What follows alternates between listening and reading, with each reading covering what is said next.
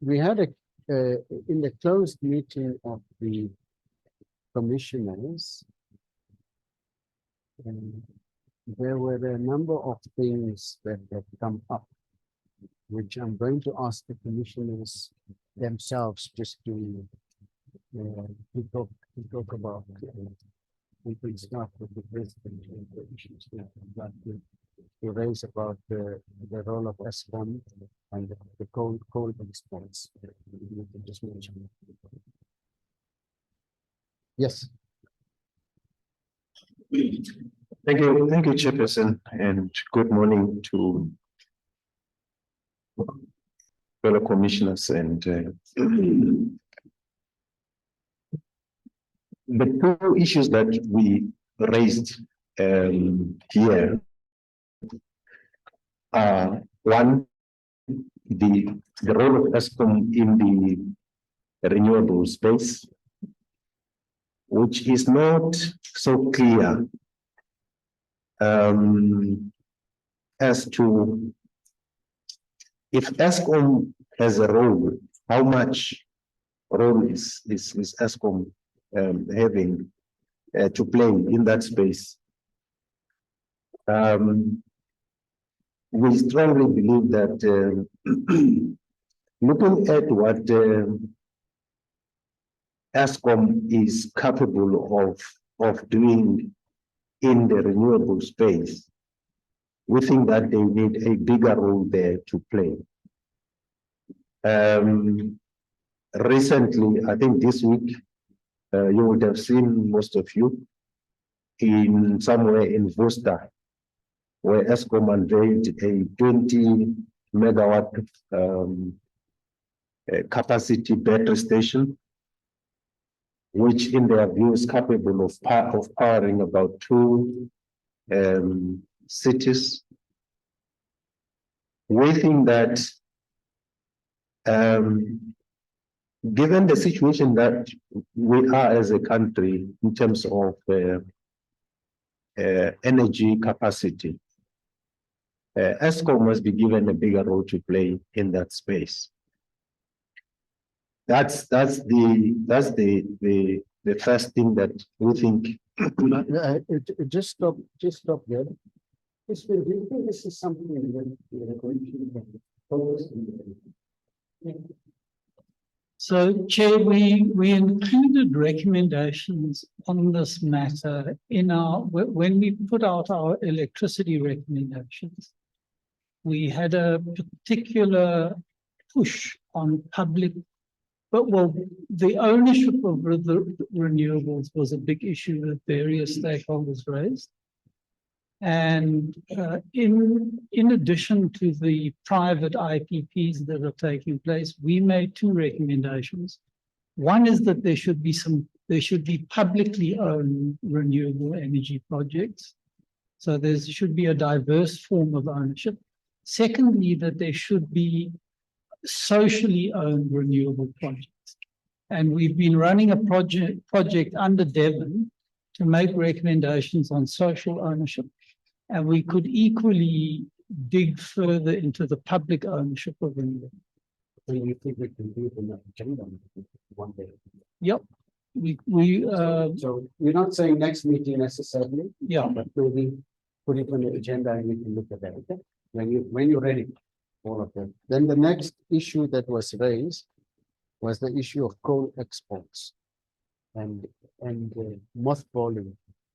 Just on that one, I'm wondering whether that's a matter for the commission about export policy, whether coal should be exported or whether it should be our power station should be given a priority, whether ESCOM should shut down a power station or mothball it or something. I'm trying to look for the climate link in the thing.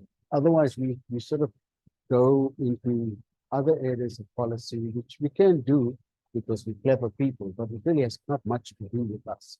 I'm just wondering whether we should go there, because probably not. Joanne, you think we should? You had, Yeah, Grace. thanks very much. I heard a slightly different issue and maybe I might be wrong. I thought that Mac was raising a question about whether in terms of a potential coal phase down, do you close down, or in terms of the IOP, do you actually permanently close down the coal power station? Or do you mothball it? So in other words, stop using it, put it into care and maintenance with the potential to commission at some point in the future. And I think that that's an issue that really relates to how those in that the sound is echoing. Eh?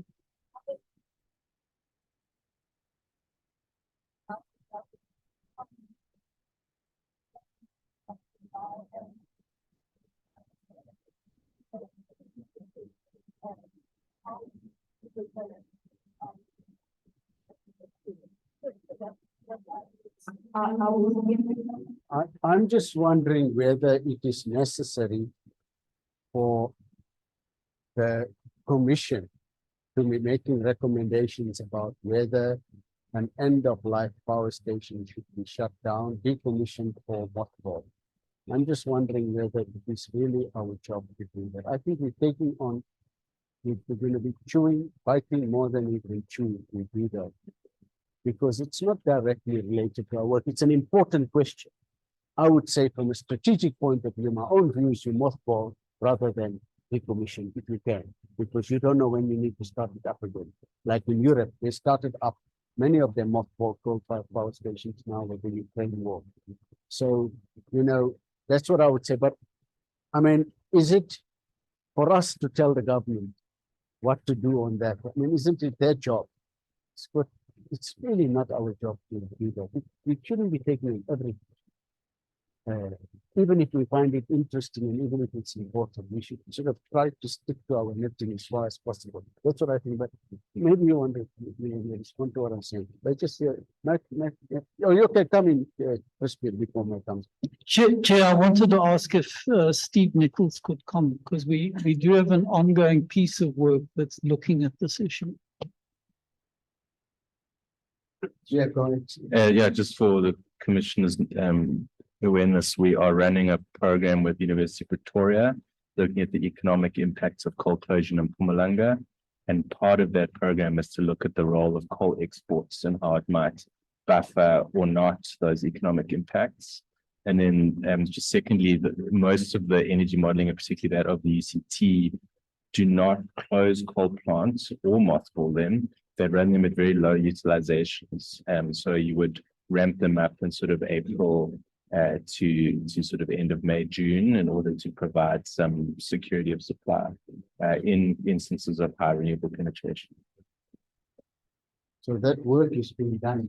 That work is being done. Yeah. Done already, finished. No, the University of Pretoria work will be done in about March, April. And the UCT work is ongoing. But and is the intention to bring it to the commission at some point? Yes. Okay, well then that answers your question. Because the work is being done and then bring it to the report.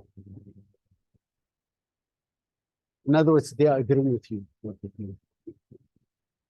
So once people agree with you, it's better to back down because you could lose ground. From here onwards, you can only start losing ground. You know. No, Chair, thanks for intimidating me. I agree with what they are saying, but just to put a bit of context, this issue is not really about coal export, because coal export will continue as long as there's demand outside the country. That will continue. But the issue here is, what are the lessons learned from the Russia-Ukraine war when it comes to these power stations as a country, right? Because we strongly believe, yesterday you would have seen on television about 11-kilometer long queue of trucks in Richards Bay, you know, full of coal that's being exported outside. Now, I'm saying that's a business side of things, but how do we deal with the fact that these countries may be stockpiling our coal to fire their mothballed power station during emergencies? And already we are told the price of coal is going to go down in the first, if not second quarter of next year. What does that mean? It means people will get stockpiled enough from our own, you know, and we're saying rather than closing or shutting down as we normally say, let's rather mothball this power station. Obviously, these power stations, as and when there is an emergency in the country, they'll have to come back. Okay. But to shut down, I think it's a. Yeah, but I thought that's exactly what Steve is saying, that they would do. That's exactly what you're saying. They agree with you fully. Yeah. No. Okay, so there's thanks for bringing that to our attention. Then there was the issue of the commission body said that the secretariat is overwhelming us with too many documents. Is the intention deliberately to disempower us by just flooding us with documents so that we can't read it and we don't know what's going on and we can't process it? Is that your intention, Christine? Why are you doing this?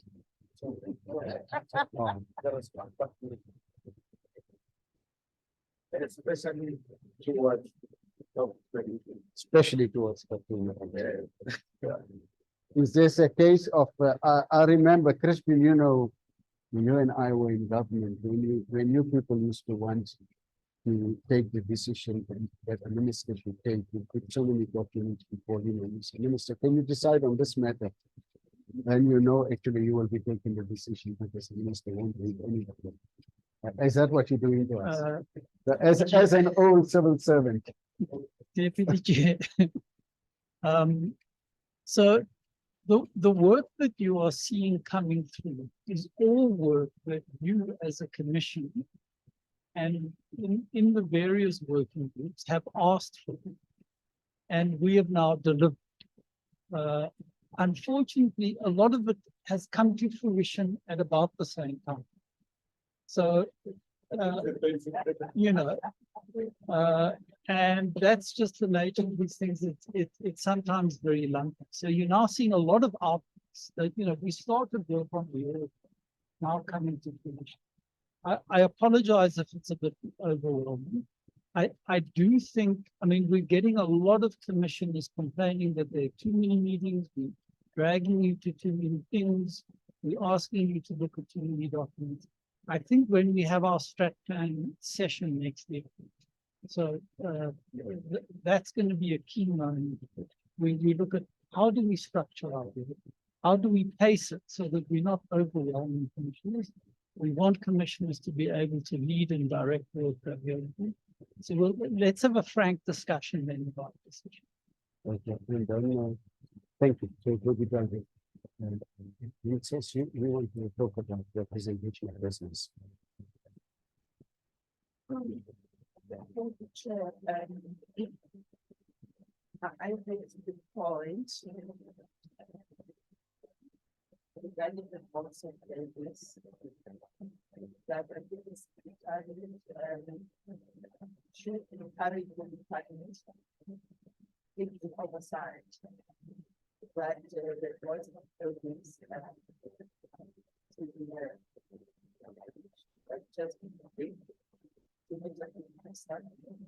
because in the last meeting, just to put everything into context, in the last meeting, I was told the day before that if I have something to add, I should add. I said, but I'm not here representing myself. I have to have a meeting with the Black Business Council so that we can come up with a position. Because Busa was given an opportunity to have a meeting and craft their point of view. But nevertheless, what we did, we had a very quick meeting. And then I sent our input so that it can be incorporated into the following day's input from business. And I'll tell you exactly, you understand where I'm coming from. The Black Business, what we're saying was that the decommissioning schedule, Eskom's program, should be suspended for the time being or be slowed down. That was one point. That was not in the BUSA submission. And the other point was the issue of grant, that the current structure of the finance, it cannot be accepted as is because the grant portion is minuscule. I think a point that was raised yesterday, but BUSA said they cannot incorporate that into their submission. And the minister herself, when she came to the meeting, she did raise the same issue.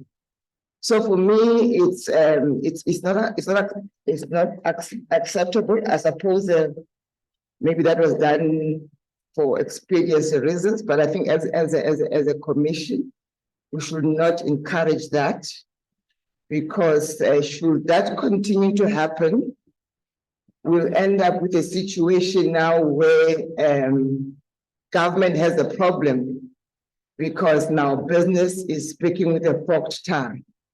So that is the other point, Deputy Chair, it's just a small one.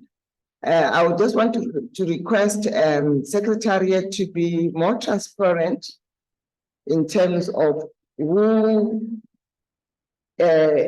it's going to represent us at COP28. Ever since I joined as a commissioner, I've never seen a communication which says because I think we're all happy that the people that are representing us, they are suitably qualified.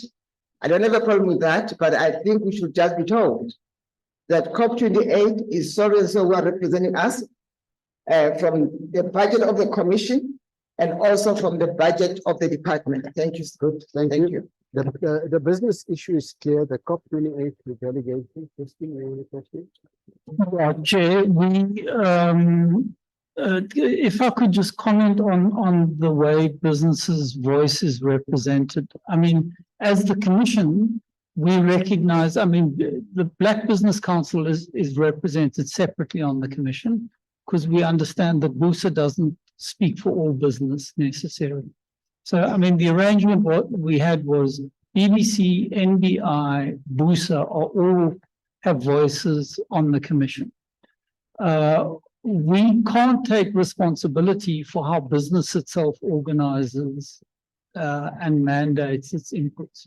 But I am sensitive to the point that you're raising, and I do understand that the way DFFE issued the invitations for that COP briefing, they invited BUSA and then expected BUSA to speak on behalf of the whole of business. So, I mean, I'm sensitive to the problem that was raised. In terms of the COP delegation, I mean, what we try and do is rotate commissioners. Some commissioners, I'm afraid, haven't yet been, but we will be aiming to, fill that deficit. So, Melissa Faree has never been invited to COP. You have never been invited, Chair. Louise Nordia has never been invited. I think Nix Lesoufi hasn't. We've never invited you.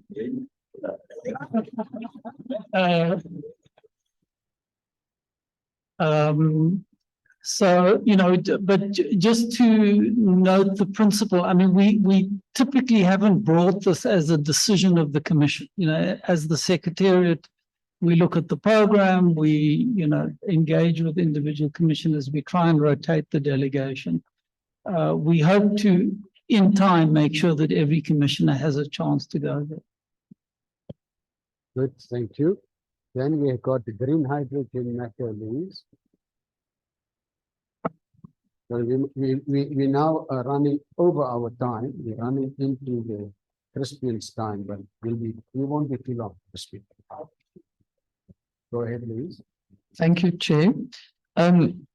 Just that we had a presentation from Joanne and a few commissioners then made comments on that, but I think the issues are quite significant and perhaps there needs to be some deeper work by the Secretariat and maybe even a commission recommendation on the question of green hydrogen.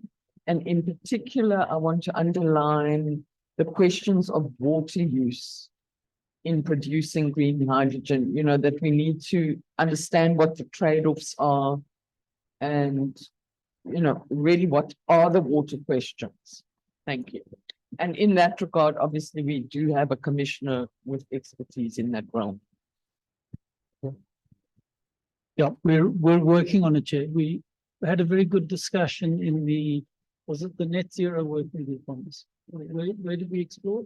Anyway, we've got another seminar planned on green hydrogen and Steve's team is going to further work. There was the question of regionality. Go ahead.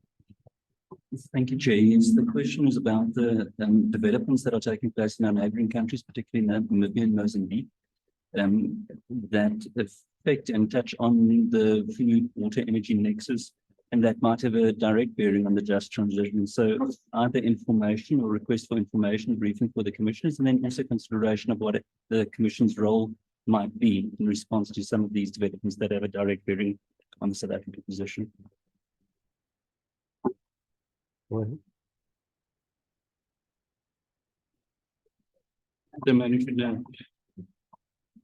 Thank you, Edie. Yes, Chair. I think that is a really important point. So in the way we're approaching the work we're already doing in this domain, the three-sector study, the regional approach is unavoidable. I mean, you'll know that for water, 60% of the water that we call South African is in fact shared water, it's transboundary with the region. And the intimate relationship around food security is also there, as well as the implications for decarbonization on the regional food sovereign security is a big issue. I think this idea around having special briefing is a very good one. It will really help us to organize our thinking inside that domain. And it goes alongside this discussion around resurfacing the concept of the Southern African power pool as well. So there's a nice intercalation that happens. But currently, what kind of organization do we have, or what are we as a commission talking to the countries in the region? We are, Chair, on some issues more than others. On food, I mean, on water and energy, certainly, in a very organized way. In the food domain and the broader agricultural domain, less so right now. But we have the construct of the CADIP, the African Union pattern, that gives us the framework within which to operate. So what made sense to me was that, you know, our government goes to COP28, then they go and visit foreign countries, they have discussions with Germany and so with all sorts of countries about climate change. But we as a commission, it would be an omission if we're not in dynamic interaction with our immediate neighboring countries.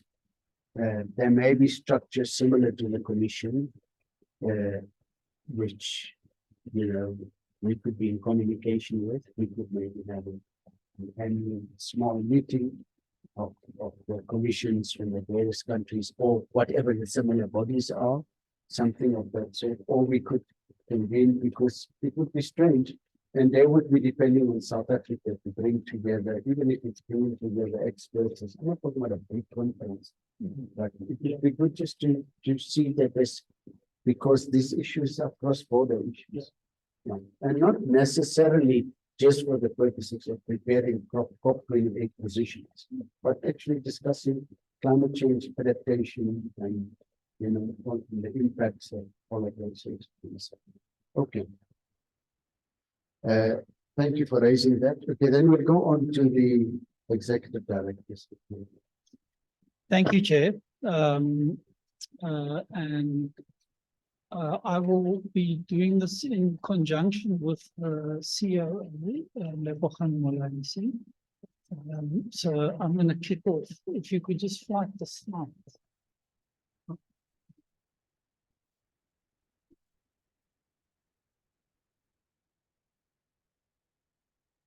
So I want to start by just making some comments about the climate change bill.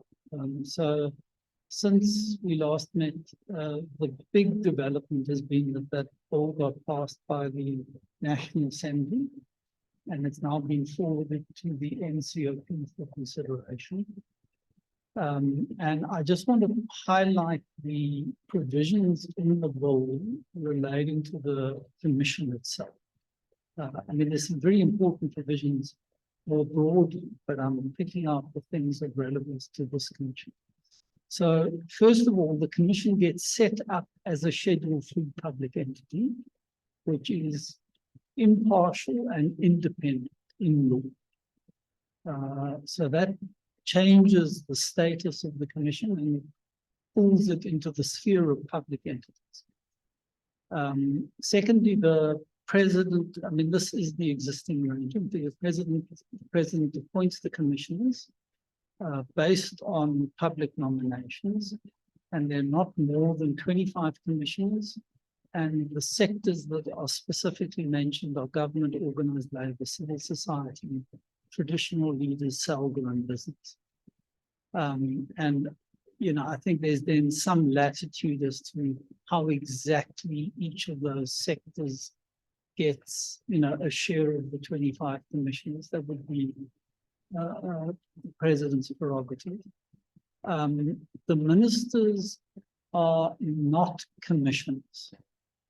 They are, the bill specifically says the ministers from relevant portfolios are invited to attend meetings.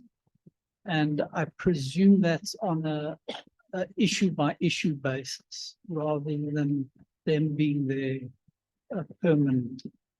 Although the bill is a little bit unclear about that, it might be something we want to address in regulations. And effectively, that's what happens now. I mean, ministers come here when there are topics of particular relevance to their portfolios. The functions are set out in the bill, and basically it's to advise on the country's climate change response. That includes mitigation and adaptation, specifically towards the attainment of the just transition to a low carbon and climate resilient economy and society. And the bill specifically says that we must advise on the social and economic implications of the transition. Melissa's a little bit aggrieved that no specific mention is made of the monitoring and evaluation role. And it was in the original draft of the bill, and it's now got nuked out of it. I'm informed by the DFFE people that they see M&E as embedded in this broader advisory role. So that is an issue. The term of commissioners is 5 years. I mean, that's basically as it currently stands. It's renewable for 1 term, and then you'd be then ineligible, having served 2 terms. The commission can set up and delegate powers to committees. It's got, it can set up whatever committees it wants. It can co-opt people onto those committees. It adopts its own rules and code of conduct. And it must also spell out rules for the removal of commissioners. The ED is the accounting officer, and in line with other Schedule 3 public entities, so the minister appoints the accounting officer, who in turn appoints the secretariat, and the ED has a whole string of then, you know, compliance reporting. So it has to report quarterly and annually to the minister in terms of an approved business plan. The funding is from the national budget, as well as we're empowered to receive grants from a wide range of organizations, but it's got to be done in accordance with an approved fundraising strategy. So that relates to the previous discussion we had in the session.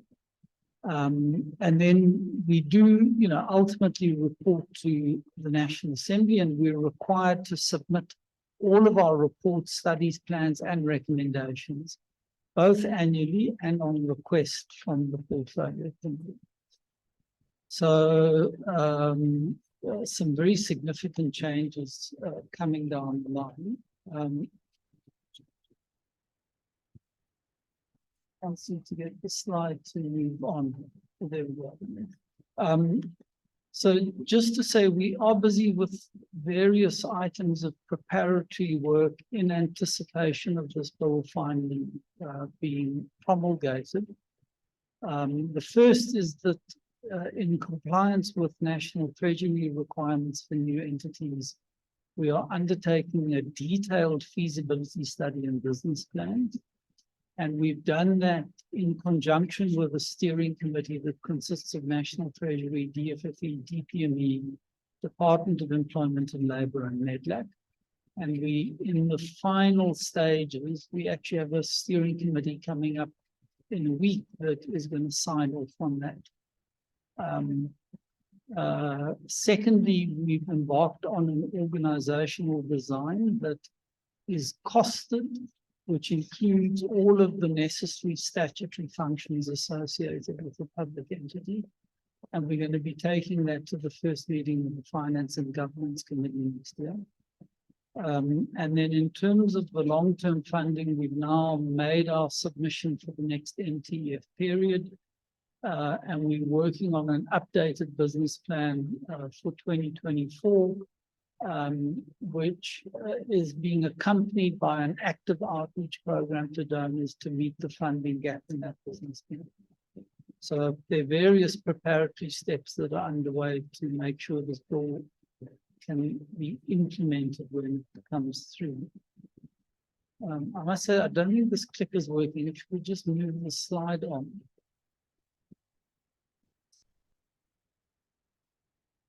There we go.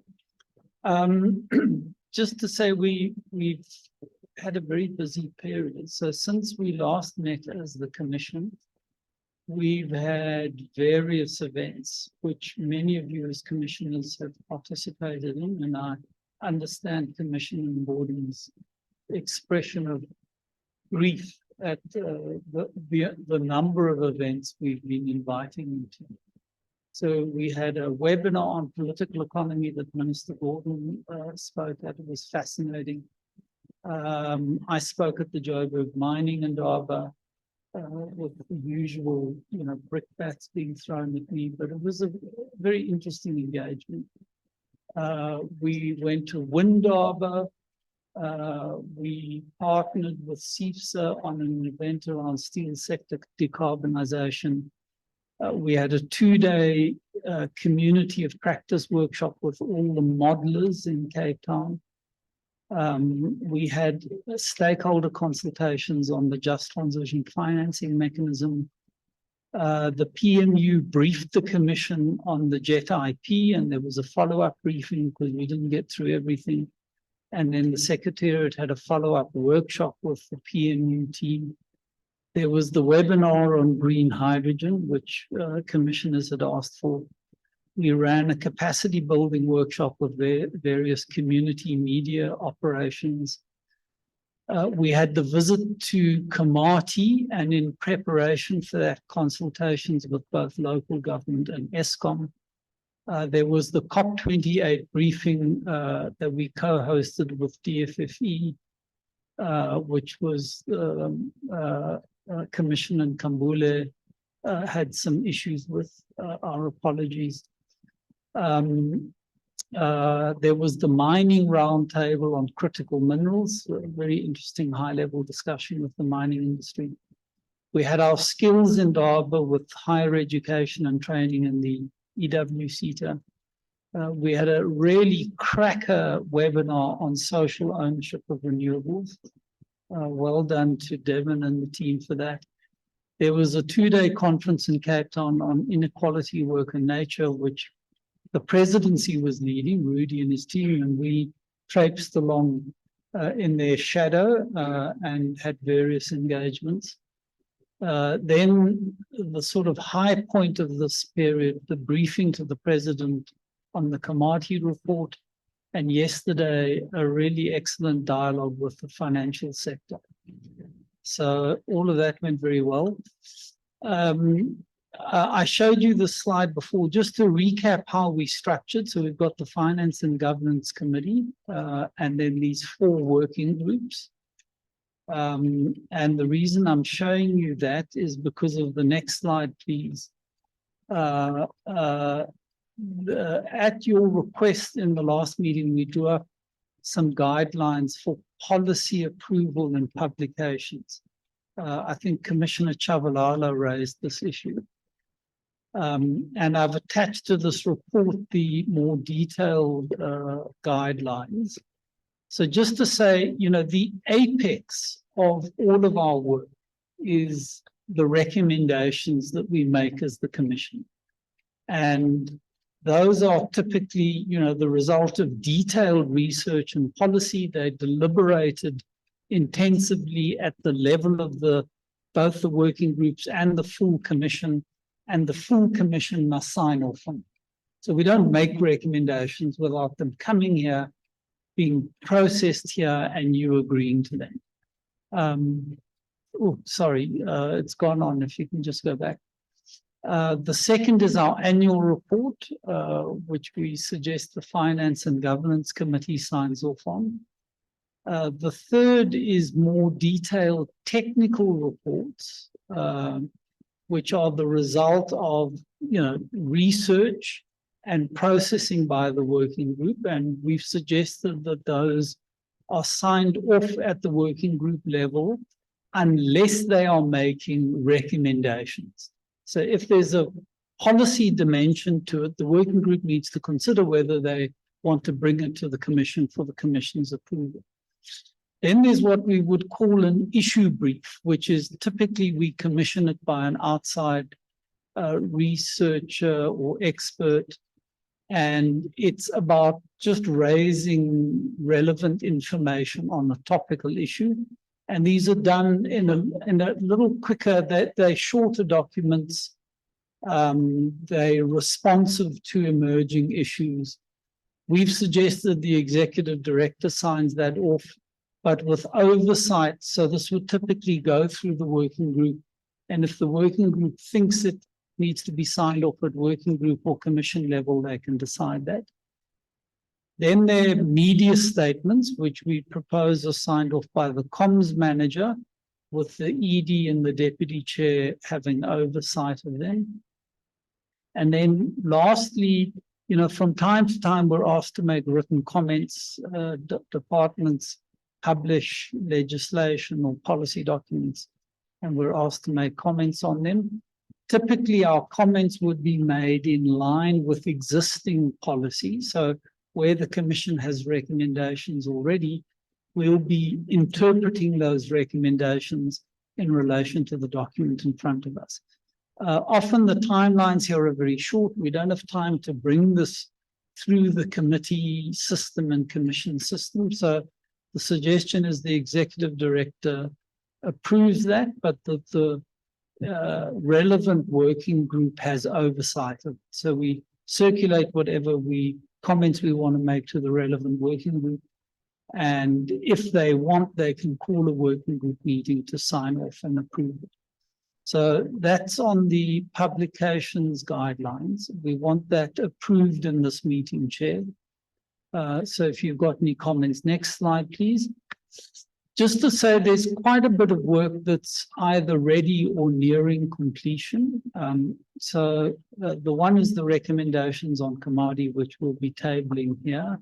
The second is the climate finance working group. Again, we're tabling it in this meeting. The third is proposals on a just transition financing mechanism. We'll be bringing that to the first Commission meeting of next year. The fourth is an employment strategy for Mpumalanga. We'll be bringing that to the Commission next year. The fifth is recommendations on the social ownership of renewables. We are going to be shortly releasing that for public comment and bringing it to a commission meeting And next we year. must read all of this. Yeah. You've asked.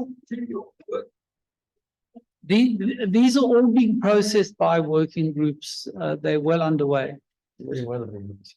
There's the State of Climate Action Report, which we think will be ready for the first or second meeting of next year. That's being processed by the Now that MNE one working group. there, presumably there's gonna be like it's a big thing. It's a big thing, So you will work out an appropriate way to present it to the country. correct. State of Climate Action Report is going to be like our definitive annual report, which says, are we on track? How's the battle going on the climate agenda? Are we on track or not? It's a big statement. I mean, you would need to build up to it for a few months. and Correct. create an expectation, because it's a big, actually, it is a big thing. It is a big thing.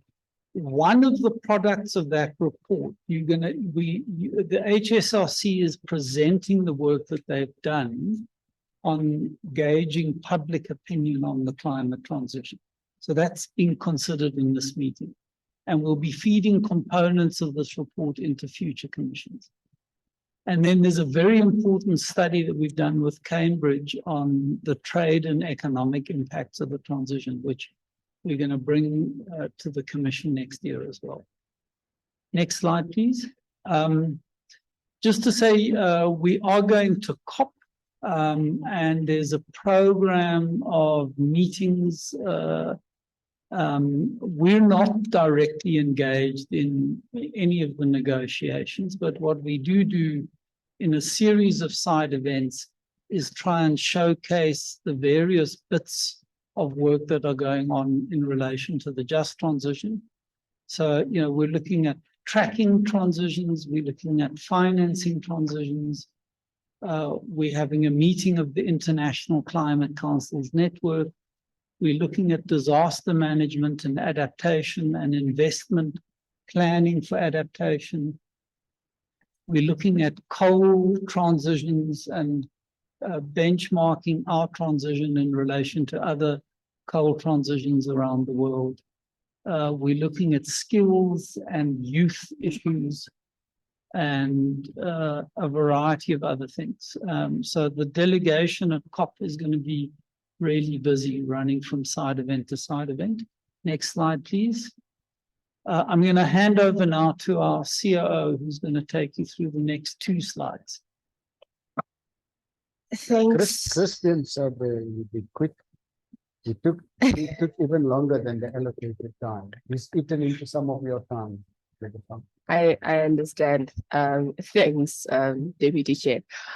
We just felt that it was important to bring this to this particular commissioners meeting, the establishment of a just transition labor center. So just to indicate that organized labor by themselves in their strategic meetings felt that there was a need for a center that looks specifically at capacitating and the technical requirements that labor will need in terms of inputting into matters related to the just transition. They have approached the commission. The commission at some point approached the presidency so that we could set this up. Safe to say that we have been in a position to establish as well as launch this particular labor center, just to indicate that this becomes important because as the conversations within the just transition become very complex and complicated, it is important to afford various constituencies and stakeholders the capacity that they need to be able to engage effectively. And my wish is that more of the community constituencies, the youth, faith-based organization equally have centers of this nature to be able to engage. One of our discussions at a global level with the German Coal Commission was that it's centers and structures of this nature that assist the transition process because they do the hard work of providing agency for particular constituencies who need to engage robustly in these processes. So organized labor is the first. We're hoping that we can get more of these going for the other stakeholders who need the capacity. So that's by way of a quick, Labour Fund, before you move on from this, so this is not our initiative, right? It's an initiative of the federations themselves. Or Yes. did we bring them together and make them feel like it's their initiative? Just explain. it's theirs. It is their It's initiative. it's So theirs. I was there. It's their initiative, Deputy Chair. How they have interacted with the commission is in terms of assistance, in terms of setting it up. now, when I look at this, shouldn't this be, we have a close relationship with this institution. In fact, they should be part of the commission in some way. I don't know in which way, but they should be part of the broader family of the commission, because the work which they do, there would be no point in reinventing the wheel. I would assume so. So maybe that's my only comment I would make, that we need to make them feel that they are part of this commission. I don't know, right? That would be. Absolutely. Yeah, absolutely. Deputy Chair. We'll refine the way in which that works in practical terms. And then the next slide, please. Just to touch on a couple of governance matters very quickly, Deputy Chair. We will be circulating forms, online forms for declarations of interest. We kindly request the commissioners to complete these by January 2024. And then in terms of What would you want to know in that declaration of interest? what your interests are. Interest in Interest in terms of this commission, what are your interests? But you will see, Deputy Chair, when Yeah, but it's just that basically we've got to decide what we want to declare. So it's not for you to tell us what we should do. That's why I'm asking, what does the form say? do you want to come in? Because you're going to get that afterwards. Commissioners are going to say, we didn't agree with this. Yeah, Chair, so this is this was previously discussed by the Finance and Governance Committee and brought to the Commission. So it is a decision of the Commission to declare interest. And particularly this is declaring your commercial interests that may be in conflict with matters that we consider as a Commission.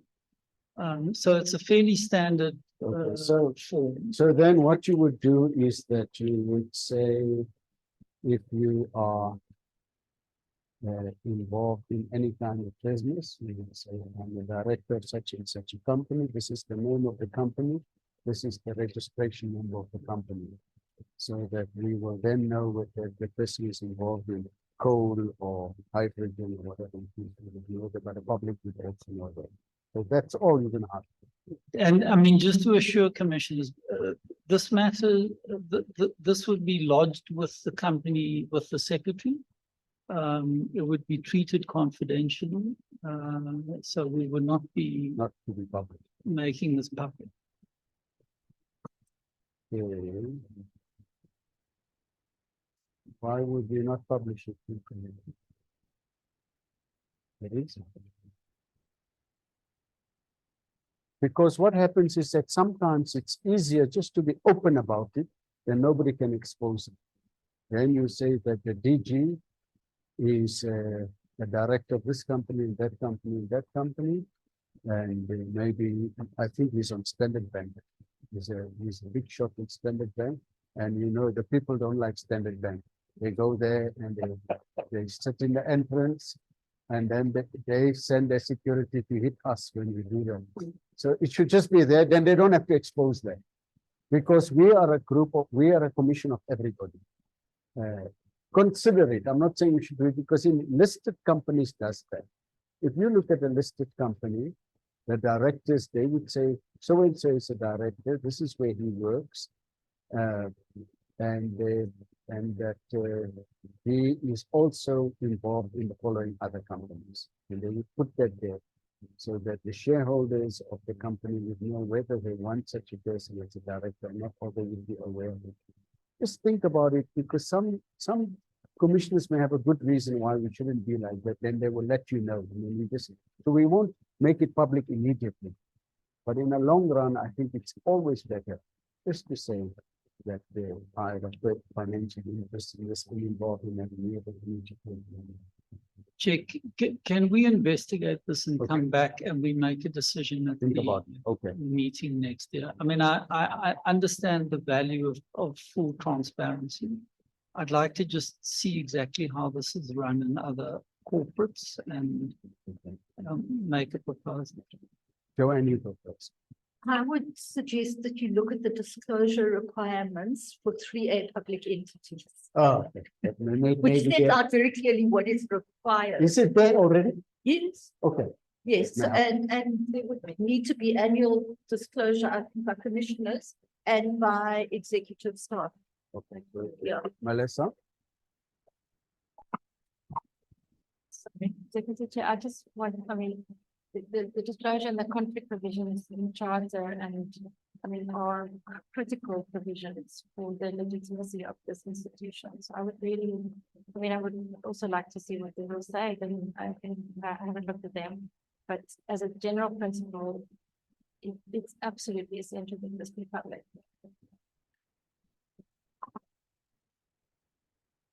PG, sorry to pick on you. Yeah, no, I'm not bothered.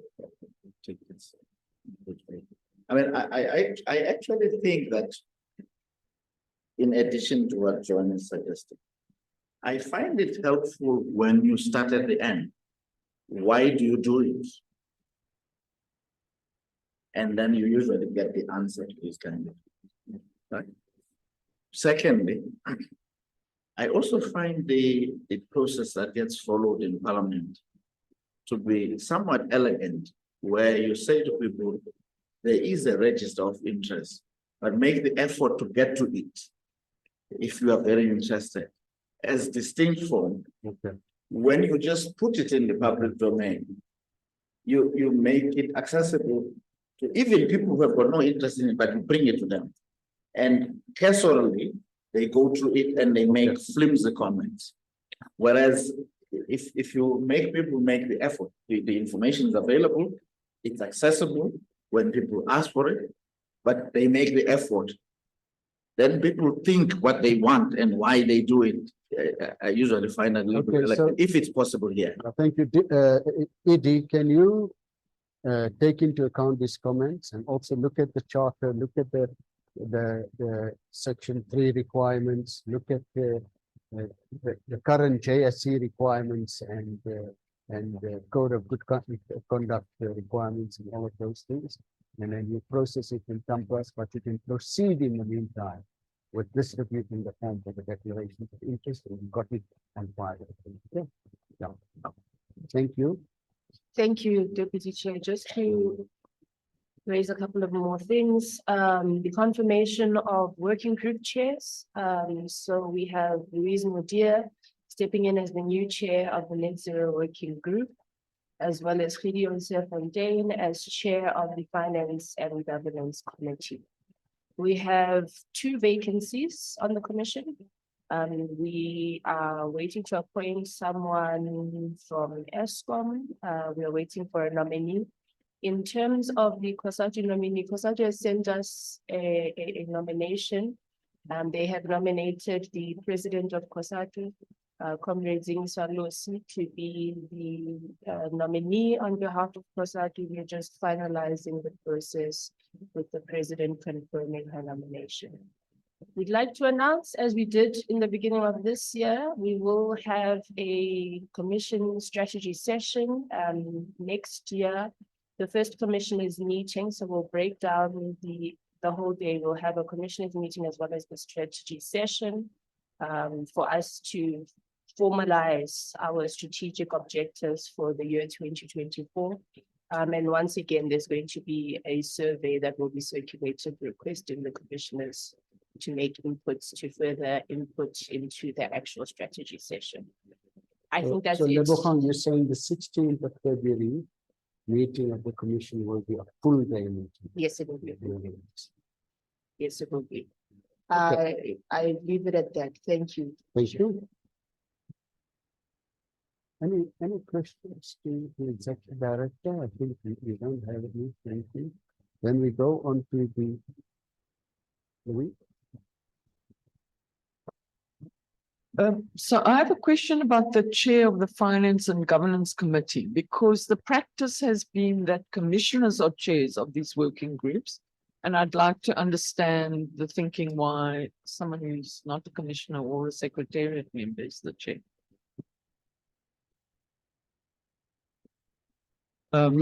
Chair, in line with good practice, and I think it's a statutory requirement for a 3A entity, is that your audit and risk, which is effectively what our Finance and Governance Committee is, must be chaired by an independent external person. Okay, good, thank you.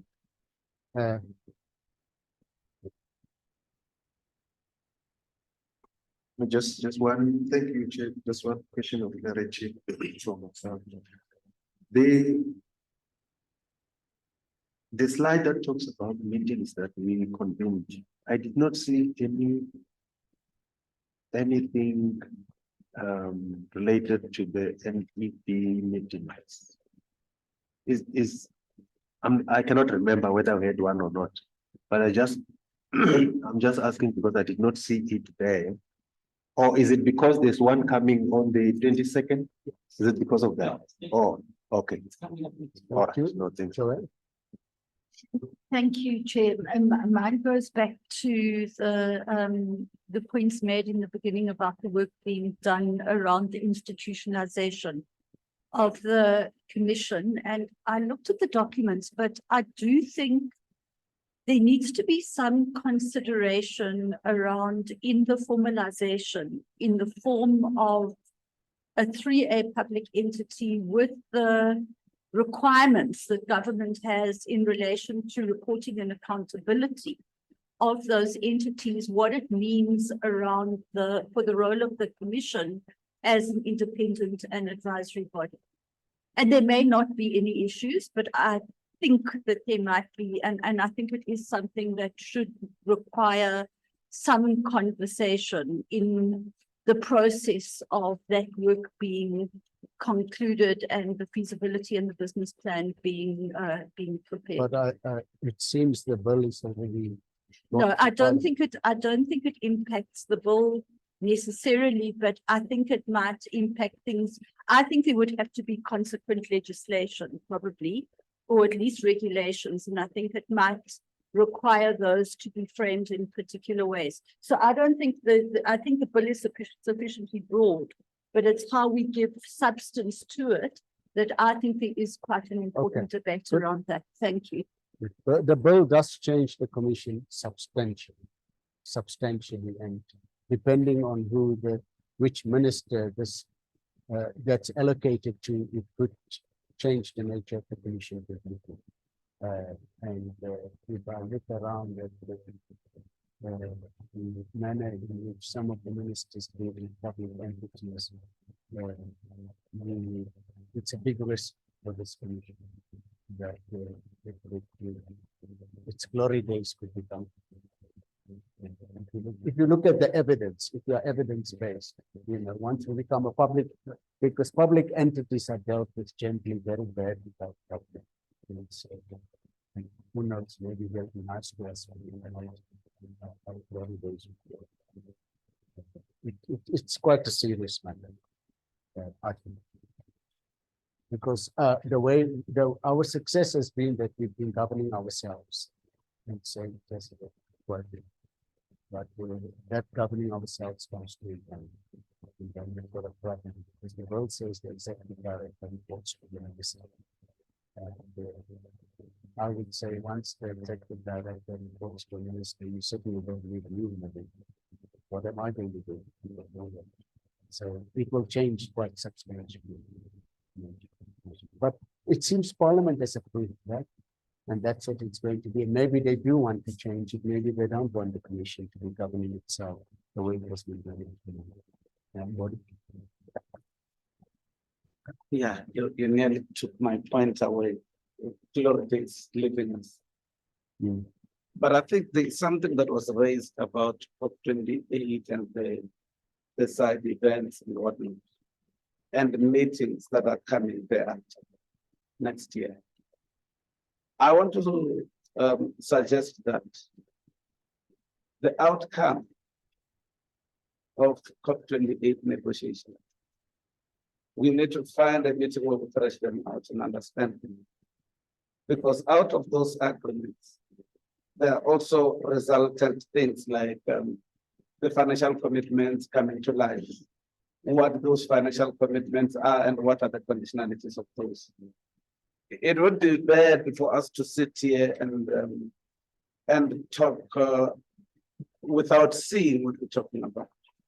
Because everything culminates in some finance coming in. And if we are on the blind spot with regards to that, we will be doubted even by our own constituencies that send us in. Thanks. Good. Okay, yes, okay. And then we've got, we go on to the next item, which is the just energy transition. We have Joanne Yawich and Willie Dix. Sorry, Mr. Lesotho. Just on the ED's report, is that the policy on the approval of publication? Now, the only area where there is a final decision of the commission is on the recommendations, because in terms of this collective responsibility, it's quite clear that once the commission is taken, any commissioner or the power to defend those decisions. But the other applications at the various levels still for the commission's back.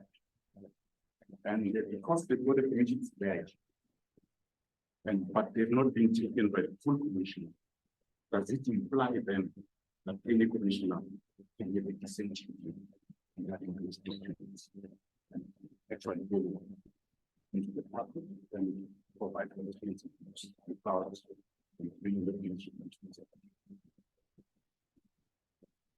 We're opening up a discussion which we don't have time for now, but we have said in the past that the fact that a commission decides on something doesn't mean that we tie the hands of individual commissioners. An individual commissioner may say, but that is what the commission decided, but I don't agree with it. We didn't have a problem with that up to now at all. And it hasn't caused us a big problem that we keep, but it's better like that. We don't tie everybody's hands. Because otherwise, sometimes it's difficult to come to a decision because the commissioner goes back to NUMSA. Then those people are going to say, why did you agree to this? You must be able to say, at the meeting, I said, I don't agree to it. They went ahead. You should be able to say that. Otherwise, he'll stop us from taking a decision.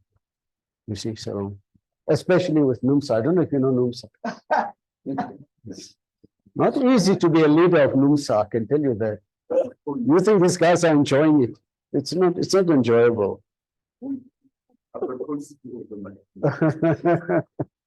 Okay. Then Joanne, are you going to, or Rudy, are you going to give us a report? Welcome, Rudy. Nice to see you. Thank you. These are the people from the presidency who Rudy is in charge of almost everything in the presidency. The big man there. Deputy Chair, you know, of course, the session is recorded to the entire world, right?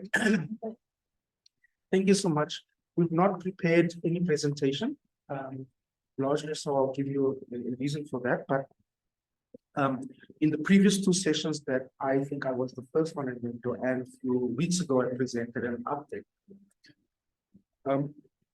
Safe to say that, of course, the process that the Commission had supported us with between January and August, and the final release of that report, has been quite pertinent in developing the implementation plan. That, of course, has gone into the development of the implementation plan. We then also took into consideration quite a few issues that was raised during that session, issues that were emphasized and that stakeholders felt would be quite important to include in an implementation plan. Just transition, for example, being first and foremost, affordability costs and outpace, issues around ongoing consultation, financing, adequate timeframes, issues around grid capacity, skills, support and capacity building for municipalities, dealing with some of the outstanding questions around green hydrogen, as well as NEVs, and more importantly, also socioeconomic outcomes. What was also raised during that consultation sessions were the importance of developing an adequate monitoring and evaluation framework. Subsequent to the report being raised, the JET project management unit held a number of working groups, right? Working group sessions. We had about 9. And that again also provided information which is to the development of the Just Energy Transition Implementation Plan. Deputy Chair, we've completed it. It is now within the cabinet process. I want to just indicate that the request, of course, is for cabinet to approve it. And once that is done, Deputy Chair, which I believe is quite close, we will then provide the Commission a full update of the cabinet decision, including the final details of the implementation plan. Good. Thank you, Deputy Chair. Thank you very much, Joanne. I take it you have nothing to add. Thank you very much. We don't want to cut the next item short. And that is on climate projections. Basically, are you dealing with who's dealing with it? Go ahead, Basically. I'll introduce it. Okay. Yes. Chair and Commissioners, this is part of a larger project that the PCC is currently engaged with. We've just begun. And this is under the broad rubric of environmental information services, taking a deeper dive into the climate information services. And this part of it is quite specifically about weather and climate information. And we are going to make the case inside the project around the investments that need to be made for us to have a robust system to organize for a more climate resilient society. But today's presentation is quite specific. It wants to emphasize and share with the Commission that although there is much to do, we're starting with a very good foundation. That there is a South African capacity and capability that is very real. It is world-class. It's highly productive in spite of being as small as it is. The second part of this to emphasize is that this is a great example of de-silorization in the public service, where we have institutions from the DSI House and institutions from the DFFE House that work very actively and very close together, actually quite tightly knitted around producing the right kind of platform for us to build on. And the task today is for them to talk about current projections for this year, and particularly in the light of the El Nino event that we've been hearing about since January of this year, and how it affects our part of the world. So the presentation will be led by Dr. Mary Jane Bopake. She is the CEO of the South African Environmental Observation Network. And she's accompanied today by Dr. Christine Engelbrecht from the South African Weather Services. And Chair, with your permission, I'm going to hand over directly to you. Okay, good morning, Chair. Thank you for this opportunity. Good morning to all the commissioners. Good morning, ladies and gentlemen. As Jessica has already indicated, our presentation will speak to a little bit of how we make forecast, and we will provide an update on the El Nino. Next slide. I think the first thing to remember is that we experience the weather and climate that we have because of our location on the globe. We are located in the subtropics, and that means we are in a region that's generally dry because it's dominated by high pressure. However, our proximity to the tropics as well as the mid-latitudes means when these weather systems from those parts impact us, we can experience some rainfall. Our topography also has an impact on our climate, and the Indian Ocean is a very important moisture source for the rainfall in South Africa. So as these events, please move to the next slide. So some of these weather systems that we experience can result in some adverse impacts. Those that are listed on the left there are impacts that we experienced across the African continent as reported by the UNECA, the World Meteorological Organization, as well as the AU. In South Africa, we know we've also had some adverse impacts. We know about the catastrophic KZN floods, and earlier this week, we also had some really severe thunderstorms with large hail and a tornado that caused a lot of damage. And what keeps coming up is the importance of early warning systems, that we need to invest in them to the extent that the UN has made a commitment that by 2027, they want to make sure that everybody across the globe has access to these early warning systems. Next slide. So I think for South Africa, we just need to remember that we are responsible for a really large area. So first, we want to be able to have early warning systems, so be able to have observations across the whole of South Africa. But we are also interested in what's happening in the adjacent oceans. That is because of the responsibilities we have, because we are responsible for that whole Met Area 7 in terms of the weather warnings, but also because of the weather systems that develop in these adjacent oceans can make landfall on us and have really adverse impacts on our weather. So with the observations, these are a really basic requirement for us to be able to produce forecasts. So there are people that say, yes, we've got satellites right now, and therefore there is no need to invest in ground observations. But we are finding that actually that is not the case. I think first, yes, satellites do help us. So this figure that's here on the right shows that when we started introducing satellites in our numerical weather prediction models, there was an improvement in the forecast. So the gap between just the different colors shows the skill in the Northern Hemisphere compared to the skill in the Southern Hemisphere. So satellites have been able to help us in terms of improving weather forecasts. However, the satellite products need some ground truthing.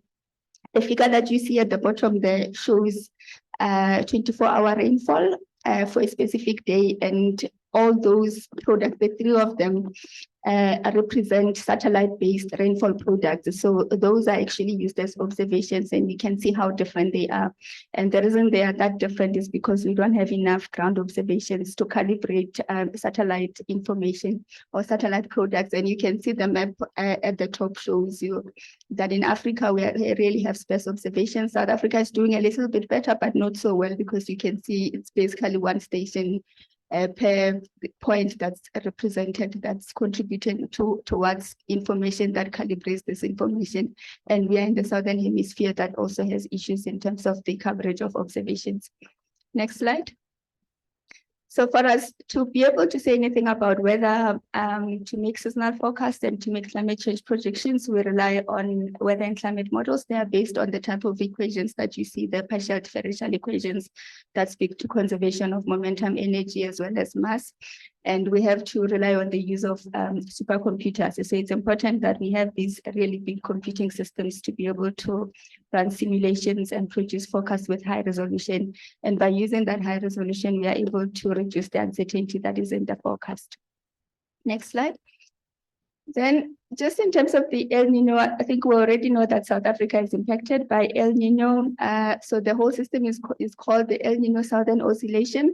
There are two phases to it. So there is the El Nino, which occurs when the sea surface temperatures in the equatorial Pacific are above average. And when that happens, South Africa generally receives below normal rainfall.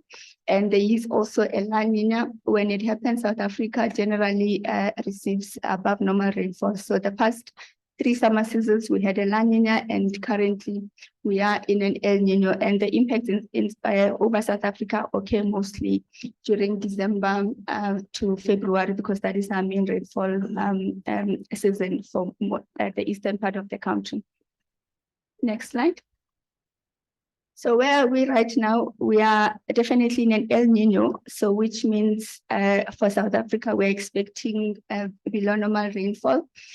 The different lines that you are seeing there are forecasts from different centers. So those are different models that have been run that all agree. So the positive basically means the sea surface temperatures are above normal, and you can see we are actually in the strong to going towards very strong La Nina. So some of the predictions are actually indicating that strong El Nino.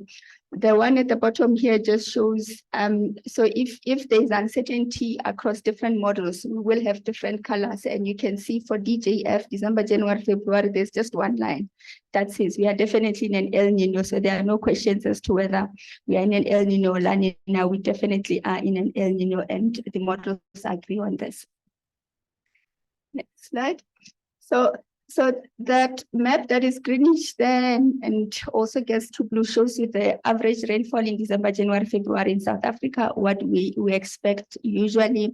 And then the maps that have got shades of red and blue indicates anomalies. So these are deviations from that average for 3 different years when we experienced very strong El Nino. So if it's negative, that means in that particular year we had below normal rainfall. If it's blue, that means it's positive. That means there was more rainfall in that particular year compared to the average.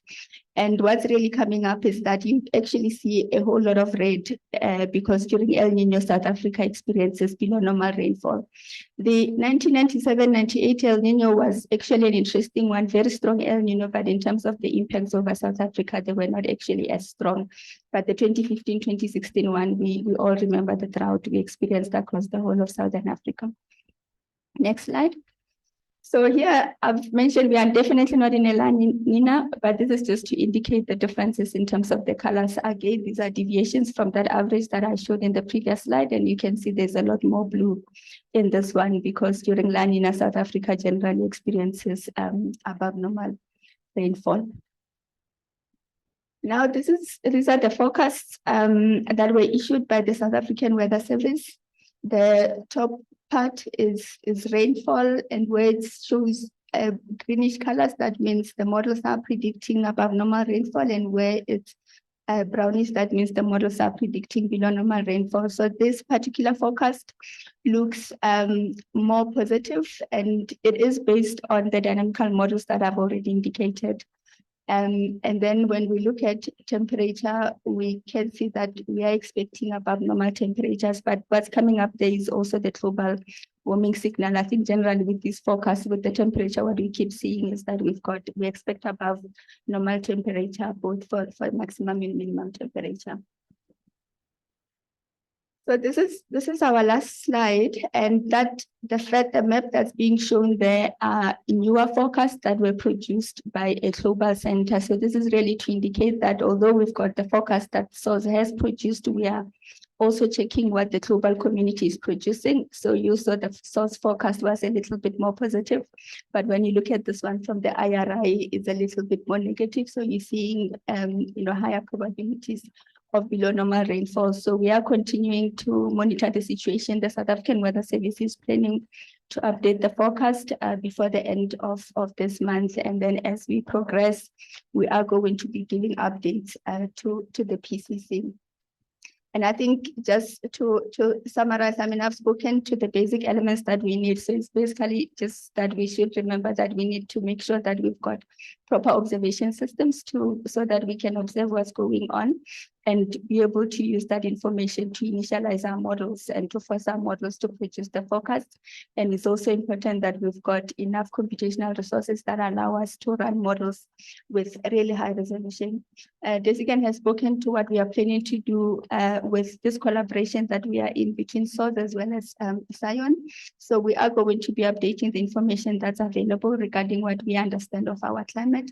We are going to be looking at updating the climate change projections, working with the universities, including FEDS as well as UCT, and SION hosts the South African Risk and Vulnerability Atlas, and information that will be coming up from this study is going to be published on that platform so that whoever is interested in downloading the data or using it with the platform also has some GIS capability so that people can be able to interact with it and overlay different types of information so that they can make decisions.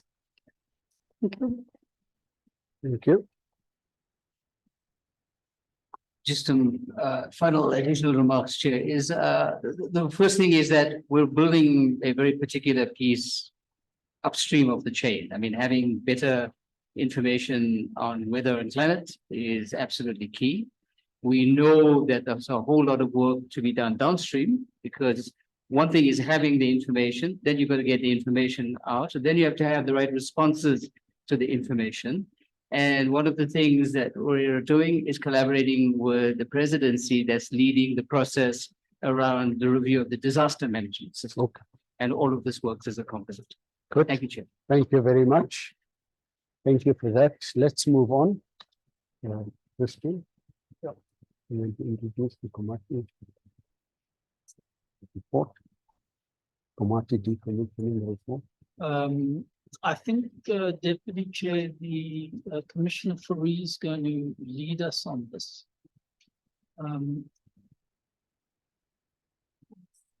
Melissa, go ahead. You're moving fast through the agenda. I don't know, was there time for questions about this previous? We have questions. Yeah. Ask questions. I mean, I guess, this is obviously very technical for people who are not so trained. And I hear the comment about resources. I mean, as a climate commission, I mean, obviously, if I understand correctly, we are dealing with lower rainfall in parts of the country coming as part of the Nino. Are we prepared for that? Do we have the resources we need to prepare for that? Maybe just some general reflection on that.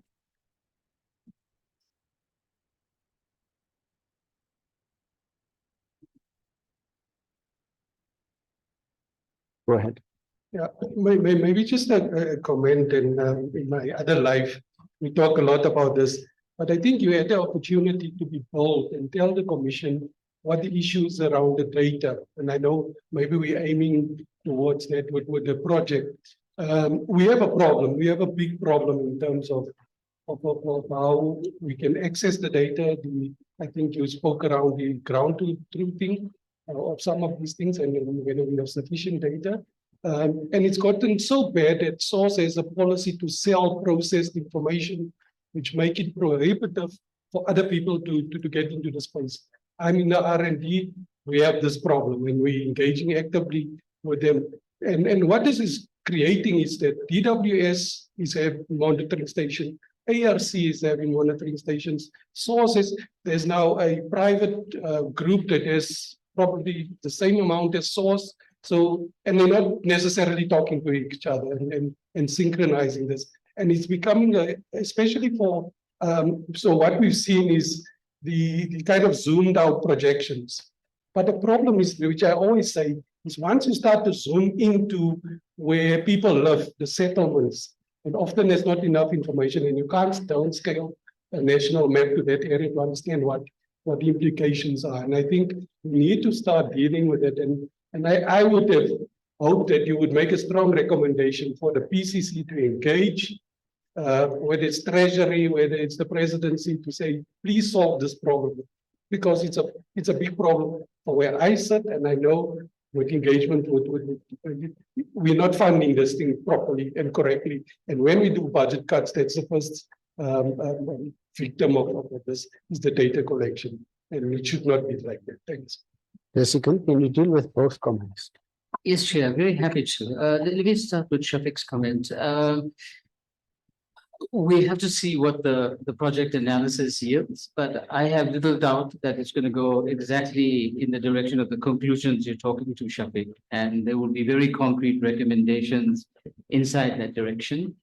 I think that the ask is going to be very large numbers, Chair. Because if you just take the cost of the ground truth capacity, we're talking in the short term, millions, maybe hundreds of millions. And in the long term, if we want to do this really seriously, maybe even more than that. And then to have the capability of continuously updating that. There is also the possibility in this global project of early warning for all from the UN that there will be good international support. And the countries that are better prepared with their analysis and their proposals will stand a better chance than those who are not. And that is where we're wanting to position ourselves. To answer Melissa's question, the big anxiety about the 23-24 El Nino is that the early predictions were that it was going to be the same scale as the 14-15 El Nino, and we know that well. And on the back of that, we went into 4 years of drought in South Africa. It was really, really extreme.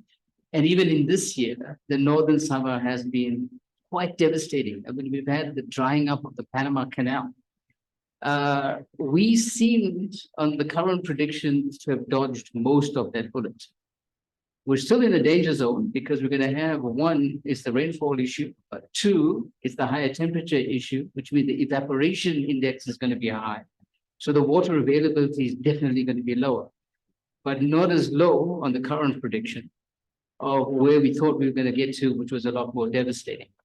But we're going to keep watching this space. So what Mary Jane is saying is that their team is going to be continuously updating this PCC as well as a range of other people as the data gets clearer and clearer and clearer.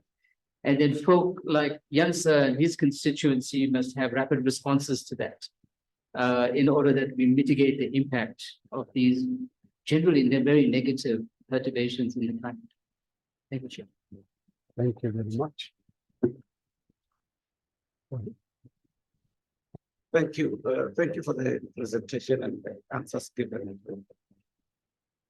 Something was bothering me as the presentation was going along, and I think maybe there should be a way. I don't know the right words. Looking at drought, the projection of drought versus the impact of food security.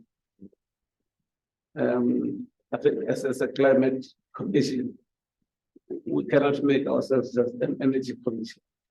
If there is issues like those, we need to deal with them. So I was saying maybe at some stage we need to be looking at this projection of drought and the impact thereof to food security. Yes, again, it's an area of interest of yours too. Cousin Buddy is exactly right. This is where we want to make it a lot clearer around the impacts of climate change in a wide variety of sectors. And eventually, as difficult as the energy transition looks right now, some of what we need to do in each of the other sectors is going to make the energy transition look easy, quite honestly. Because in the domain of agriculture, for example, we are talking about, in this part of the world anyway, a dramatic stepwise shift in how we manage agriculture. And so the other project that's running in parallel is examining the sectors of water, agriculture, and the built environment. And I think we'll create the right spaces for those discussions inside the PCC chair. Yeah, the food security matter relates to the earlier comment that was made about us working on a regional level, because the food security issue in the Southern African region has a big impact on everybody, and we should consider whether we need to make recommendations in that regard, because you're quite right, we're not an energy commission. We're a climate change commission, and this is a matter which we should be thinking about attending to. You know, the migration crisis and this and that, and all sorts of things happen when there's food insecurity, and it affects some of our neighboring countries much more sharply than it affects us. Joanne? Chair, I really think that we need to get this part of the just transition work moving. I mean, you know, if you look at what has happened in the Eastern Cape during the drought over the last 5 years, the numbers of people who've been, who've had to leave rural areas, who've lost jobs on farms, who've moved into the edges of small towns and into informal settlements in the metros in the Eastern Cape is enormous, and we aren't actually looking at it at all. And those are already the poorest and most vulnerable people in the country. And so I think that the issue of looking at the human consequences of climate change in relation to other sectors is something we need to expedite. Thanks. I think we're in agreement on that. Thank you. Then Melissa, can we proceed now to the Komati decommissioning report.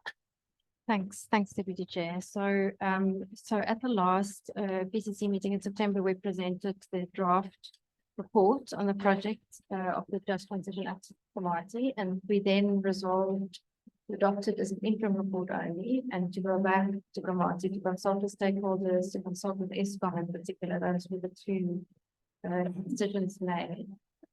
So since then, many people here will know that we've been back to Komati for that stakeholder meeting on 29th of October. That was also attended by various provincial and local government representatives, including all the executive mayors of that area.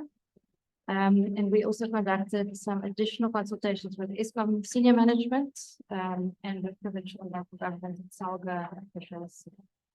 So first, just to say, from a feedback point of view, that stakeholders really appreciated that second round of consultations, highlighting just that, the importance for the Commission to keep going back, and build longer term relationships with these stakeholder groups. Secondly, the visit really reinforced those early recommendations of that report, in the interim report. Already there was acceptance of the report and from all the stakeholders that we dealt with. That includes Eskom, by the way, who told the PCC that they found the report to be fair. They confirmed that they are learning and adapting to what they now understand to be required of Eskom in these transition processes. And you remember in the report we acknowledged that they were really doing this in a bit of a vacuum at the outset. In terms of consultation, we spoke a lot about consultation and procedural justice, but also in terms of the substantive progress being made. Overall, stakeholders appreciated having their own perspectives reflected back at them, that they raised in the meetings, and to see that many of their requirements and recommendations integrated in the report. There were a few additional issues raised by stakeholders that we've included in the report that we're tabling today. One of this is the social impacts being experienced at Komati. The hardship that people are experiencing there, people without food. Gender-based violence came up, and that's obviously an issue that's of great concern to us. The second sort of new issue that came up is really the progress that Eskom has made in terms of the Just Transition project. Various steps they've taken to accelerate training in anticipation of the roll of the larger project there at Komati, the building of the renewable energy, wind, solar, batteries, etc. And then they've also reported to us that they are creating some temporary employment opportunities to mitigate some of that immediate hardship that people are experiencing there. We discussed the revised report, so we integrated all these additional information. We presented it with the to the M&E working group, and it's gone to the commissioners. And then, as many of you will know, we presented it to the president last week, Friday. That meeting was also joined by Premier Mtsweni Tikane from Mpumalanga and with the Eskom CEO. The president was overall in support of the report. He appreciates the frank assessment by the PCC. He emphasized the importance of the Just Transition project at Komati and the success of that project in terms of the results delivered for people on the ground. The Deputy Chair, I think he called it in that meeting a pilot project of strategic nature, and made that point that people really need to be able to see the reality of a properly just transition to be able to support the overall transition processing project. The president also expressed support for the role of the PCC, which I'll just touch on in a second, and indicated his wish and intention to visit Komati himself early in 2024, which the PCC will support. Deputy Chair, I'm mindful that everybody here has seen all the recommendations of the report. I don't really think it's necessary to go through them again. I don't know, obviously this report will be published after today's meeting, assuming it will be adopted, so that people watching this online can also go read the recommendations for themselves. Is that okay that I don't go through them again? Yes. Okay. Yes. So the report obviously doesn't constitute the end of our work at Komati. If anything, it really is the beginning of the work. Both the monitoring evaluation working group and the commission as a whole, intends to use the PCC's convening power to really catalyze implementation and build on what other stakeholders are already doing there at Komati. So we're definitely going back. Thank you so much for all my fellow commissioners who've been going and being there every time. It really is invaluable to be there yourself. One of the first issues that we will attend to is the issue of this partnership model, the public engagement strategy that we're recommending in the report, to be piloted at Komati, but then also to be tested for future transitions. And so we can do this better as we go over time.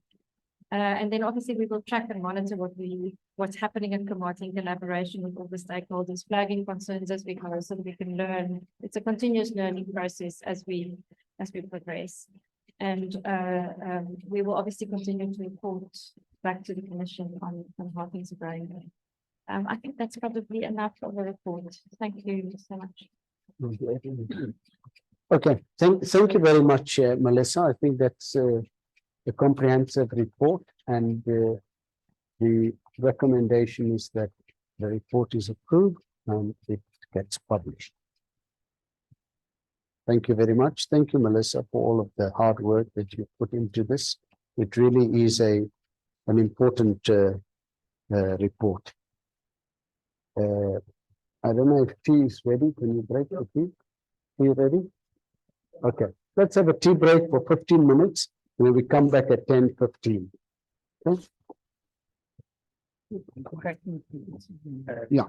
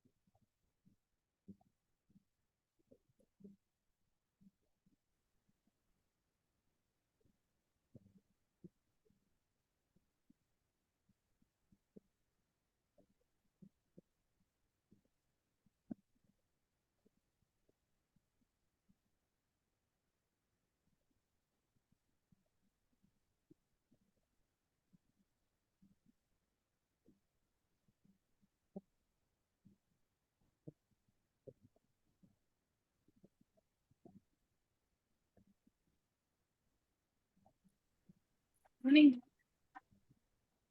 Morning, Tabisen. I can hear you there. All right, that's perfect. Do you know when your other team members will be? Yeah, they were supposed to connect already. Have they not? No, they're not mine yet. But we have their names, so we'll admit them. Yeah, because I signed off at about quarter past, and then they said they were going to join. So I don't know whether they've got problems perhaps getting in. Okay, it's not a problem. We're running a bit ahead of schedule though. So you might have to start your presentation a bit earlier. Okay, my colleague is saying he can't get into the meeting, so he's trying to reboot his computer now. Okay. But as long as we can hear you. Yeah, that would be fun. Tell me, will we be joining the next stage session, or will we only be sort of allowed in when it's our presentation? No, you're allowed to join now and observe. Okay. Yeah. All right. Thanks, Ntabiseng.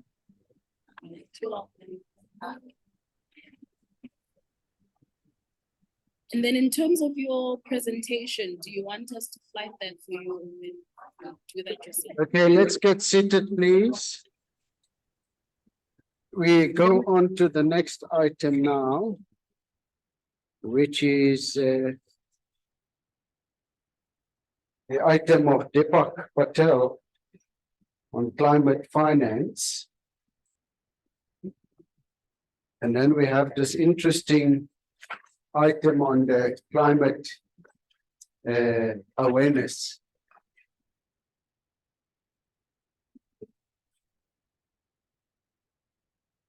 I hope on the climate awareness, the Secretariat is going to tell us how our communication strategy is going to impact on whatever that climate awareness findings are.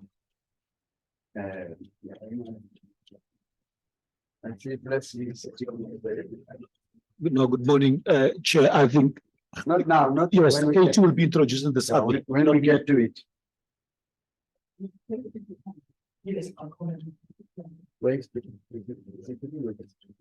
Go ahead, please. Thank you very much, Chair. I'm going to do the introduction, and the real heavy lifting and intellectual presentation is going to be done by Lisa Johansson next to me from Green Cape. I just want to introduce. That is an unusual display of modesty on your part. I never thought I would live to see that.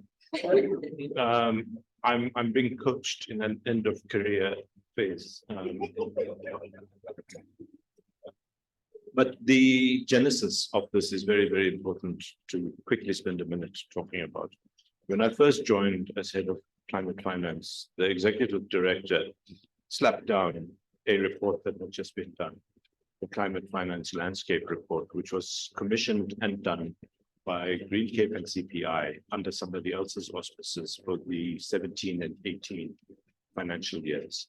And Dr. Alba said, what we have to do is lay the basis for an ongoing measurement on an empirical and analyzed on a proper methodical basis, what the climate finance flows into South Africa domestically and internationally looks like, so that we can have a baseline from which, at least from a climate finance point of view, we can have an ongoing assessment of how we are doing. So I just want to draw the link as well then to MNE and the work that Melissa's working group is doing, and want to give an assurance that this climate finance landscape mapping project will find its rightful place as the State of Climate Action Report gets done next year.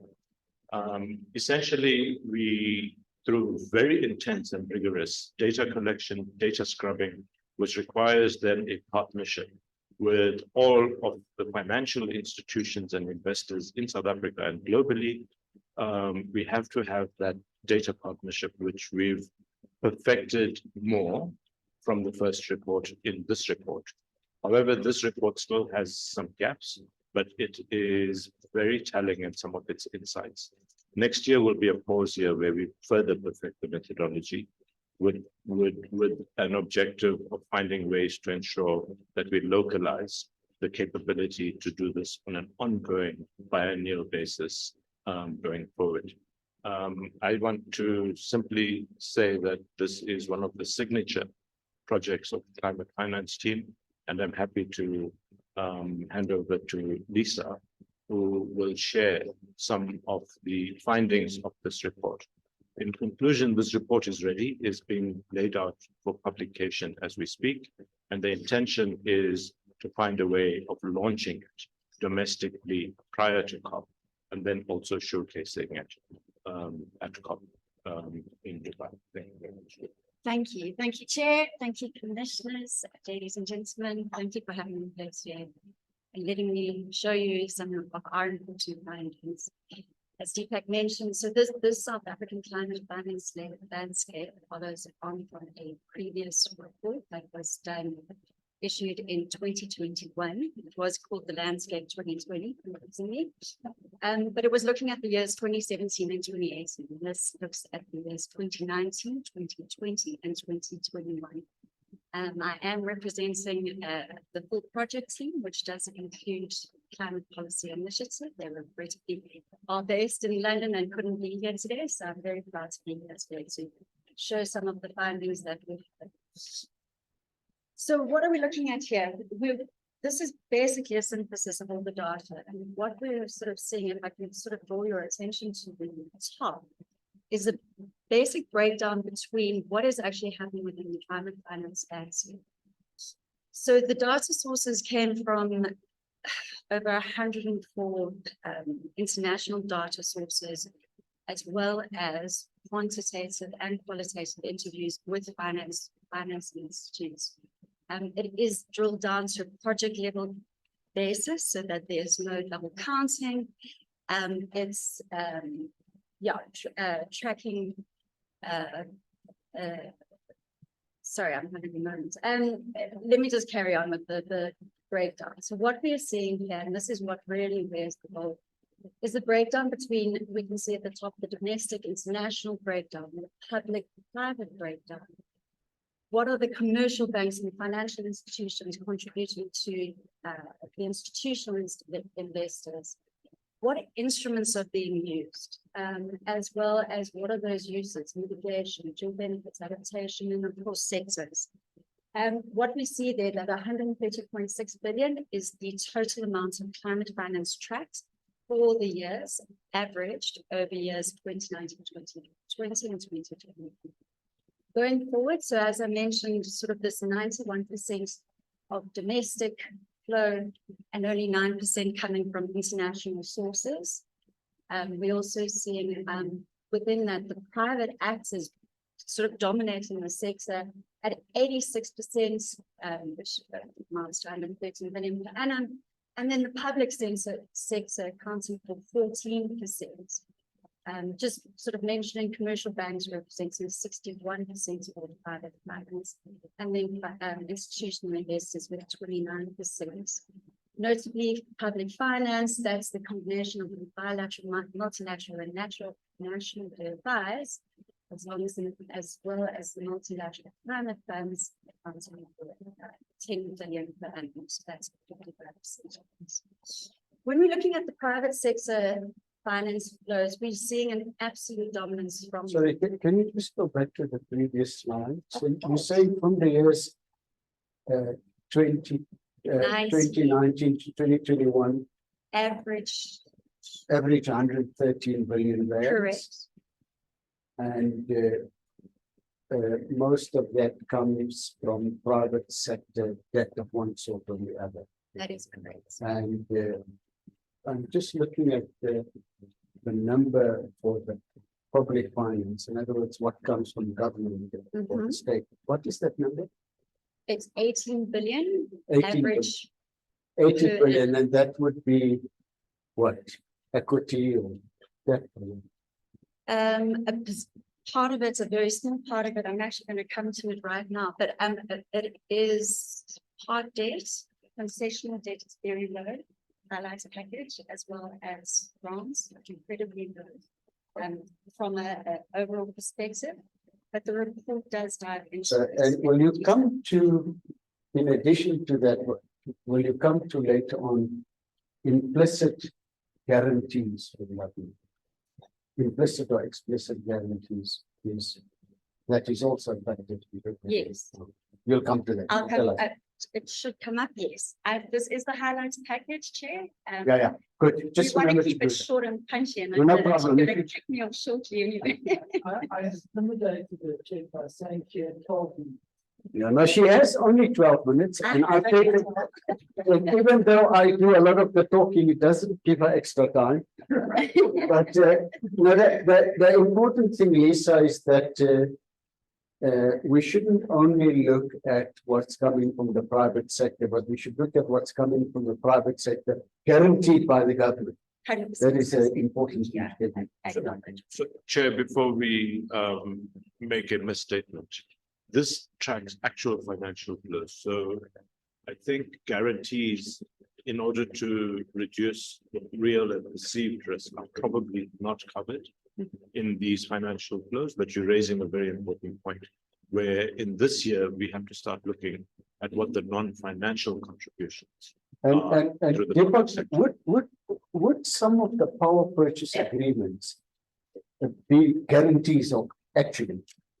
Correct. So, Chair, I don't want to get into too much of technical detail, but the power purchase agreements are the fundamental basis on which the private sector sees an IRR lift through a reduction of risk, real and perceived. But secondly, the private sector in their project planning and financial modeling will also then make an assumption based on that PPA at a certain price, basically a take or pay arrangement into their project, which brings it into viability, which if that PPA with an implicit guarantee in the form of an offtake was not given, the private sector would not make that investment. And that PPA, non-financial as it is, ends up, as we know, on the income statement of Eskom, as well as eventually the balance sheet of Eskom, and through then, for want of a better word, a conveyor belt process on the contingent liability balance sheet of the state. That will not be covered in the measure of these flows. Okay. Thank you, Deepak. And I think it's also just important to note that what we are speaking about here is this interwoven web of balance sheets that exist. And what does that actually look like, and how do we map that out? So that's another question that's possibly coming up in the pipeline. But just to jump back to the presentations, we are seeing clean energy coming out as a dominant force. But what's exciting, what we notice is that there is this rise in investments into agriculture, forestry, land use, as well as within water. And what we probably from a water perspective is we're seeing obviously a little bit of a tail effect from Cape Town's day zero, but also across the national water concerns. And sorry, just to also add with regards to that tracking, I just want to make a special thank you to the DFFP, Samuel from the DFFP and the National Treasury with regards to the data that we got from the public perspective. It was incredibly useful and a high level of collaboration with that. What it also does say, though, is that there is still room within that tagging element of how we tag our utilizing the South African green finance taxonomy and how we tag those climate finance flows. I'm going to move on. So just from the public climate finance, this is what was spent with regards to their spending, again, clean energy coming out strong, and then agriculture coming to the sector. I am jumping on. What I can say with regards to this is the mechanism that's being predominantly used within our climate finance landscape is debt. At an average rate of 10 to 12%, it's expensive. So 75% of the track climate finance goes to debt, and it is very expensive. Equity accounting for 18% of the track flows, And then grants and concessional finance combined amounted to less than 3%. So flagging that because within the risk averse environment, there's a fairly nascent venture capital flow of funds coming to climate finance technologies and businesses. This is an important part where we need to launch those businesses and those projects. Adaptation finance accounting for 12%. I think that it is interesting when we look at it from a global and Africa perspective. So our partners and experts in climate finance mapping have done previous exercises where they actually mapped from a Africa perspective as well as a global perspective, and we're actually able to now utilize that as a comparison. So what we're seeing is the absolute inverse from an Africa perspective of the private versus public inflow. Obviously, different global, very different picture.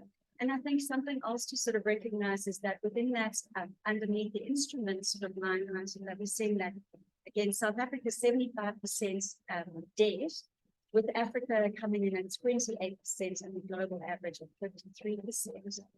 I think this provides a good contextualization of where are we, how do we look against the rest of the world as well as Africa. So a really great side. Also, just to make mention of the adaptation mitigation sort of box at the bottom, where we are seeing again that Africa getting far more investments into the adaptation space than mitigation. From a South African context perspective, what that means is that there needs to be the business case in place in order for this investment to flow. Just sort of a highlights package with regards to the differentials between the 2020 reports and the 2023 reports. Yes, we have improved our methodology. We have been able to track more climate finance on this particular report. So the previous report had an average annual of 62 billion. We are witnessing a really nice uptick with regards to climate finance into South Africa. I will mention it's still a little bit low though with regards to what our NDCs and net zero targets are. And then also just making mention of that we currently haven't witnessed any strong COVID implications with regards to those climate finance flows.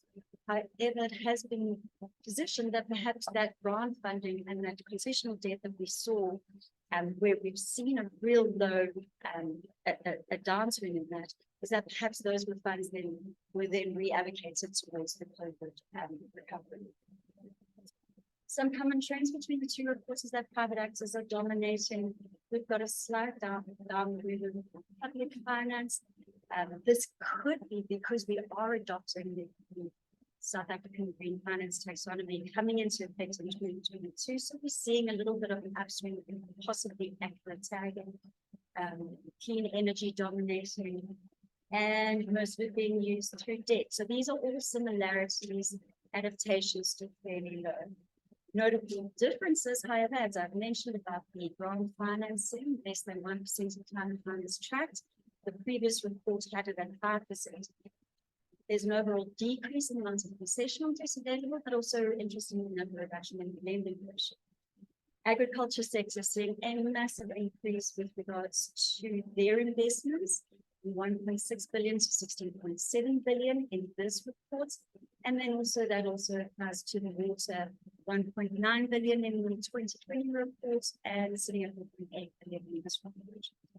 And also really interesting to see how the private sector has taken to the water sector. One of the biggest concerns for me, I have a passion around it, and low carbon transport. We've seen a big drop with regards to investments. So 2.2 billion with regards to the 2020 report and only 87 million going into this report. Green Cape separately and within our market intelligence report really does see that public transport could potentially be the key transition catalyst within this. Again, Chair, I'm keeping this short and punchy. And so just to confirm that there has key takeaways and data tracking is in alignment on the side of green finance. It is being starting to be utilized further. We see this within the corporates, we see this within the National Treasury, within the DFFD. We are, there's a strong sort of consideration that the South African green finance taxonomy needs to align more to international best practice, which would probably allow for greater flows from the international community as we can be more aligned on that front. And then a little bit more of alignment and transparency with the DFIs and local and international DFIs. Of course, collaboration is always key. And then importantly, incorporating gender equality and social inclusion considerations within that budget items. How do we bring that within the green finance taxonomy? Because this is a crux of our just transition. This is my last slide, Chair. We have on average a fairly big requirements in order. We're sitting at 151 billion average annual investment flow. We've got a shortfall within the NDCs of 354 billion and 555 billion in the net zero to meet our net zero pledge. To make notes, our study within this particular part of the report is very controversial. There's a lot of different reports out there. There's a lot of different numbers. This is definitely an area that we would like to sort of possibly look at for the next report. This is a 3-year mapping project. First year is the report. Next year is a capacity building and a bedding down year. And the 2025 we'll be doing another report. So possibly to look at what are the actual numbers. I think again, as I mentioned, awareness, capacity building and alignment, that's taking the green finance taxonomy, possibly getting more awareness of what these numbers are, where we're currently sitting in the landscape, engaging with the financial community, engaging with DFIs, National Treasury, etc. The early stage capacity building and project preparation facilities, we hear it a lot where there's this mismatch. There does seem to be appetite for investment ready projects. However, we need to get them around. So a lot of them potentially could come in there. And then the tracking, measuring, monitoring, and reporting, incredibly crucial. A lot of work coming out of the South African Reserve Bank with regards to this. How do we make it sort of streamlined and make it part of our reporting process so that we do know those movements for plans. And then, yeah, thanks. Actually, so thank you very much for having me today. I'm incredibly privileged. Thank you for the time, everybody. Thank you very much, Lisa. And Chair, with your permission, I just want to draw a couple of very succinct points. I think you made a very important point, which I must admit will also catch the project team have been blindsided because they are non-financial flows, but which make a huge impact on whether they enable or not. And in the end of the day, at the end of the day, they can be quantified.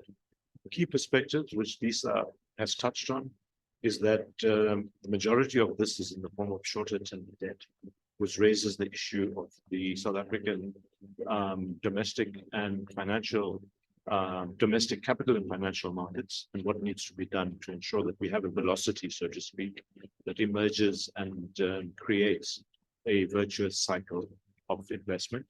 Secondly, the 91% of domestic capital being invested for me was an eye-opener, because I think we sometimes perhaps pay too much of attention with too much abandon being given to the role of the global financial system.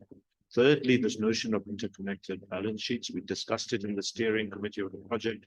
It felt that we did not want to muddy the waters with respect to empirical data evidence, but going into next year, part of the financial architectural conversations that we will have with the broader financial sector will deal with a transparency and interlinkage between the various types of balance sheets that exist, public and private. Secondly, grants, or thirdly, for grants, minuscule. And this might be as a result of public spending being directed towards COVID activities. And then, of course, adaptation, resilience, and the just transition components clearly still lagging behind, which then speaks to the need for very special mechanisms to be put in place to ensure that in terms of our just transition framework, those elements, those people, those communities do not get left behind. Most interesting for me, given the years in which this flow is covered, 19, 20, 21, it is pre-COP 21 political declaration on the JET-P. It is pre-JET IP and now pre-JET IP. It gives us a really good baseline from which to begin to look at what the progress, if any, increase is with respect to the just energy transition, the international partnership, and the kind of impetus that we want to give between now and 2030 to enabling and successfully implementing our just energy transition. The linkage with National Treasury and TFFE, both of them sit on the project steering committee, and it's so important to ensure that from a data point of view, there's integrity, but also alignment. But secondly, with respect to National Treasury, it creates the platform from which to go beyond the green taxonomy into a just transition taxonomy, which in principle they've committed to, and which we as a project have agreed will be a focus area in the 2024 year, where there's a pause to refresh both the methodology as well as take stock of the lessons learned in the course of this year. Thank you very much. Thank you. Are there any comments while we're waiting for that? The household level self-generation and small commercial self-generation, is that counted in these numbers? Or is it just insignificant? No, it's becoming incredibly significant. I think it's definitely significant. So yeah, it is. It is covered in this number. It is. Those numbers do cover it, yes. But we need to perfect it, Chair. So I want to present a caveat. We've really struck a good relationship with each individual bank of import in the banking sector. And as you know, especially in the course of 2022 and 2023, outside of the scope of the current report, banks have started, based on personal credit assessments, funding households with respect to their solar systems. And we'll make it a point that in the 2022-23 financial year's calculation, we get that data from the banks. Yeah, thank you. You know, one of the things that perhaps we need to consider, and this is not rhetoric, the socio-economic status of many of our people, who data will tell you many are languishing in poverty, and the young people largely unemployed if you talk 65%. I think part of what should be done, and I think maybe that also influences the people who are going to negotiate in COP28, not to negotiate themselves into a pit of no return, a dark hole that will depress us and the economy as time goes by. I'm saying this because of your look at the debt to GDP ratio. I keep on harping on this because the fear is, if all things remain equal and we cannot produce jobs, what happens to the tax basket? And what happens to our ability to pay back? The loans, however cheap the interest can be deemed. That's why the case is there to negotiate for more grants. But I also want to harp on a point that I made earlier, that it is important to understand the intentions of the partners with regards to this. If it is to make a quick back out of the suffering of the people in the global south, we need to do due diligence. We cannot just pick up money. And I'm saying this because we have got something that we agreed upon in the country called your just transition framework. And that, as we do just transition in our country, we don't do it as a cut, copy, and paste event. We contextualize it according to the challenges that we have. Now, if the agreements, starting from the agreements that gets to be made generally in public, that we are going to give this much money and also the bilateral nature when now countries begin to want to give us money. If those agreements remain a secret, the problem is how on earth is the country supposed to now pay back using the fiscus openly when the agreements are in the dark? And I think this is fundamentally, it is very, very important. And when I mentioned the intention, I'm looking at whether the countries in the global north are really helping us or are putting us into a debt crisis. If the intention is to help, why is there difficult to get us more grants? Why is there difficult? I think it's something that should be at the back of the minds of those that are going to be in the forefront of the negotiations.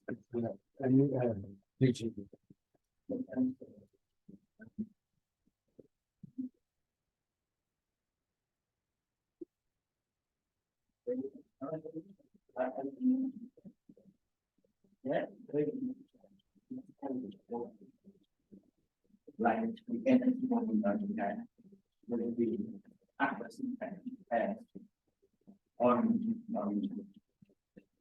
the economy, industry, the ability of the economy to grow.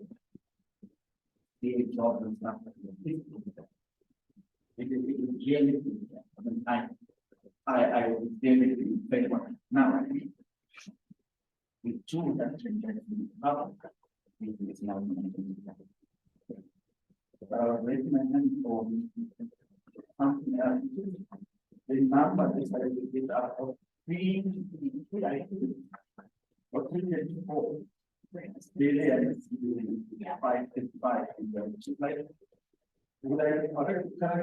Oh, forgive me.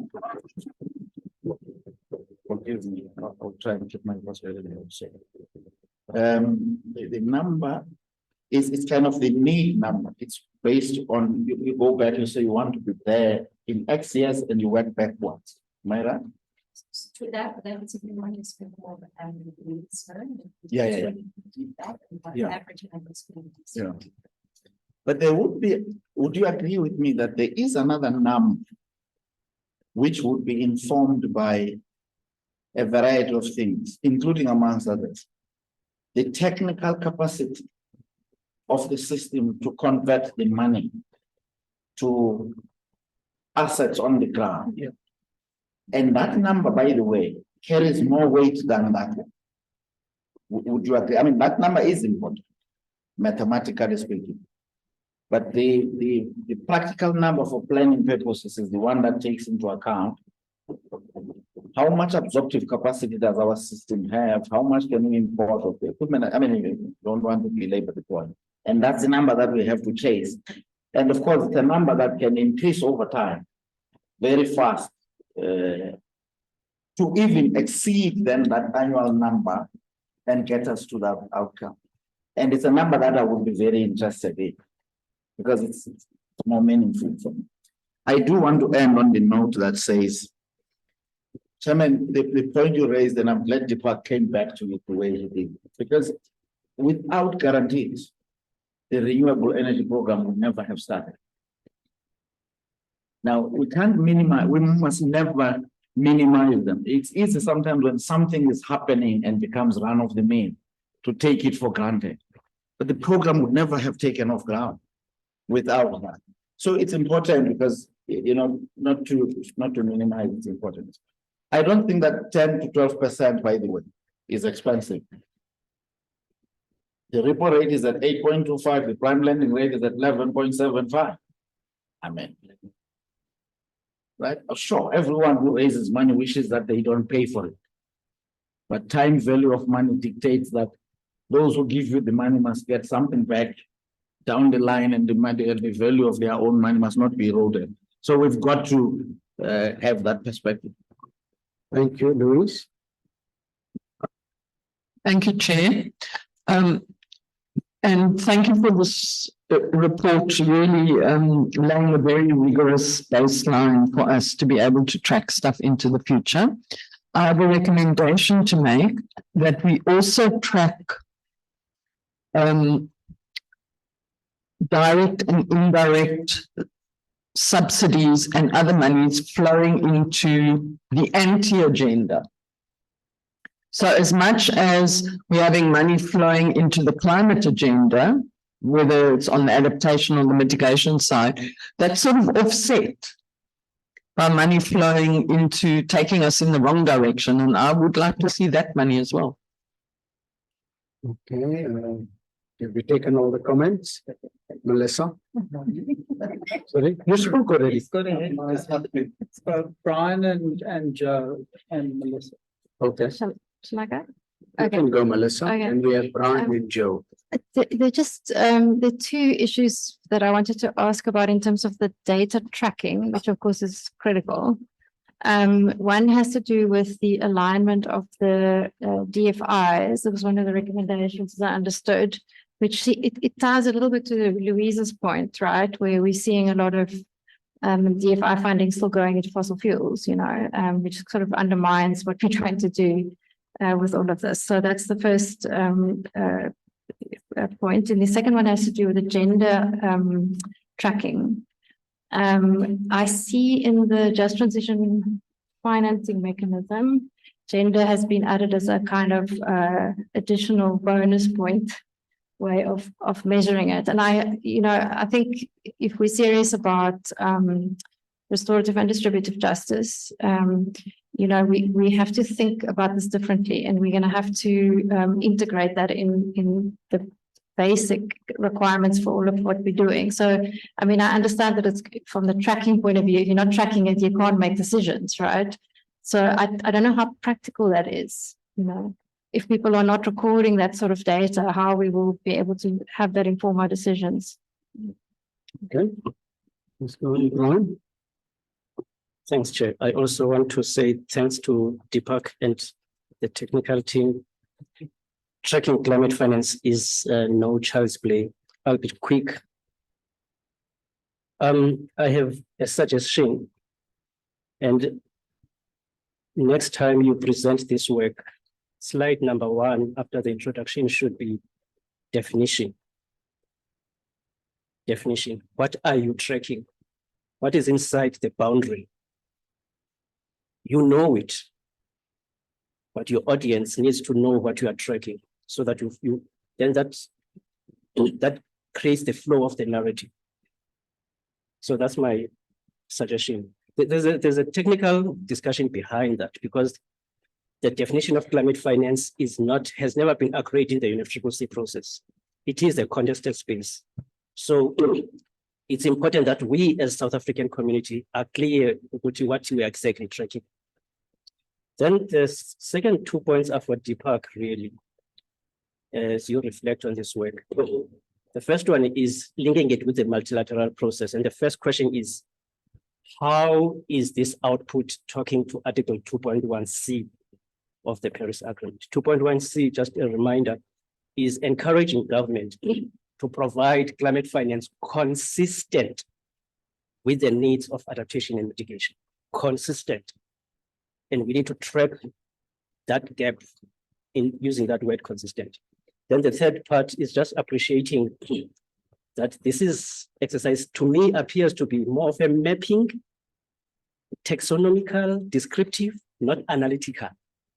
So it's basically asking the question of what is happening. And Deepak, then the next obvious logical sequence is, why are we seeing what we are seeing? If the study is saying, what are we seeing? Then we should be asking ourselves, why are we seeing what we are seeing? Thank you. Joanne. Thank you. Thanks, Chair. I want to take up where Brian left off, which is that I think this work does need to be located in the international work on climate finance. And in particular, I think we need to understand why climate finance is flowing in particular directions. So, I mean, Mbodi's point about grants links to the fact of our categorization as a middle income developing country rather than as a least developed country, which we don't want to be anyhow, but it has particular issues. So I think we need to understand what is the international framework and what is the consequence for us? But also, where have countries found ways that allow them to mobilize and deploy this finance most successfully? And I mean, my understanding is that it is the Asian countries that, in a sense, have managed to find the ways to really, for themselves, get the bulk of the finance that actually is available. And I think we need to understand a bit of that international context in order to be able to learn the lessons of that as well. Thanks. Yeah, Deepak, as you answer the questions and wrap up, is the study beginning to show that the following hypothesis is true, that the transition that is happening in South Africa, to the extent that it is happening, is being fully enabled by the South African government, and it's being financed by domestic finance, or largely? Is that hypothesis true? And you could have a fund in which there are foreign investors, but they would invest only on the basis of an implicit government guarantee. So actually it's being enabled by this. And the reason I'm saying this is that some people are operating on the assumption that this transition is being financed by Europe and the United States. And you find that I have said for almost at every meeting that they're not financing anything. It's a joke. That's what I've been saying. And the just energy money is also a joke. That's what I've been saying. How much has been spent, you know? There's a lot of activity around very little that is actually happening. A lot is happening. We're doing it ourselves on the back of the risk being taken by the taxpayer at the end of the day. And that's important also because some people argue against what is happening on the basis that it's being driven and funded by Europe and the United States. They're actually not. Our government is doing this. And unfortunately, some in our own government themselves believe that they're not doing it. They think somebody else is doing it. Because you would find government ministers saying this is being done. We don't like that. We don't like the way Europe is doing this thing, but actually Europe's not doing anything. They're not giving us. And if that hypothesis is more or less true, then the burden of our energy as a commission should not be on jet. We should not be spending half an hour on jet of valuable time in every meeting, because actually that's a peripheral thing, completely on the periphery. We should be spending half an hour on the real stuff that's producing the money and producing the investments. How to encourage that, how to grow that. This kind of discussion where we got Brian saying, understanding this better, why he talks like a scientist, and cause and effect and all of those sorts of things. But this is just, maybe you can comment on that. Thank you very much, Chair. Firstly, I want to say that most of the questions are beyond the scope of the project technical team. We wanted to keep this tight for a clear set of reasons. That is, nothing replaces data analysis, methodology, and the rigor with which the empirical analysis, rather than the political economy analysis or the multilateral or the geopolitical analysis, gets done. So we want to keep this as free as possible of the policy and strategic choices that would then be the domain, in my opinion, of this commission, in part informed by the work that the Secretariat does. With that as a launchpad, Chair, with great respect, I want to say that I am not in a position to hypothesize that while the data is showing that we as a country have done it ourselves, that government can possibly take the credit for it. That is an important question that you ask, which I can speculate on, but then again, that would be unrigorous and will not meet prime standard. But I will say that the work done with respect to embedded generation, the work done with respect to empowering the private sector to undertake business to business in terms of their own private PPAs. I'm going to go and look at the data to see whether that has perhaps made a contribution to the great increase, not sufficient, in renewable energy projects. But that's a very important question that you raised as well. With respect to geopolitics and the issues that Commissioner Boji has raised, again, outside of the scope of the projects work, but very critical to inform to your question as well, how much attention do we pay to which parts of harmonizing, aligning, coercing, persuading the ecosystem players to actually plow their efforts into meaningful outcomes? I think that's also a question which the Commission must address itself to. Brian is completely right in the sense that this is an empirical study.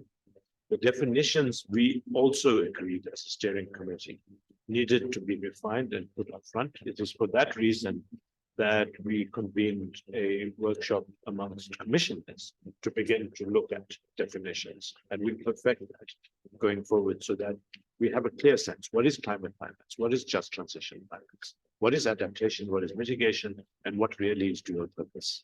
That will be perfected in the course of this year. We did not want to have perfection being the enemy of good and outcome. And so this year's study is what it is, to the best extent that we've been able to collect data, rigorously analyze it and present it. This coming year, 2024, will be a year of pause so that, as I said, we improve both the methodology, the data sourcing, as well as the underlying definitions that will then guide us in terms of how we cluster and present this information. One new addition to the previous report is that we took a sectoral view of the world, and the qualitative cross-comparison between instrument, source of funding, sector, in some ways, but again, qualitatively, can begin to point to some of the issues that are being raised with respect to how much adaptation, how much resiliency building. And then, of course, remember that the floods that took place in KwaZulu-Natal outside of the time scope of this study, those things will also begin to feature as things that we could perhaps comment on based on some level of data. Thank you very much. Let's proceed then to the climate awareness opinion survey. Chair, I'm going to ask Katie to introduce this.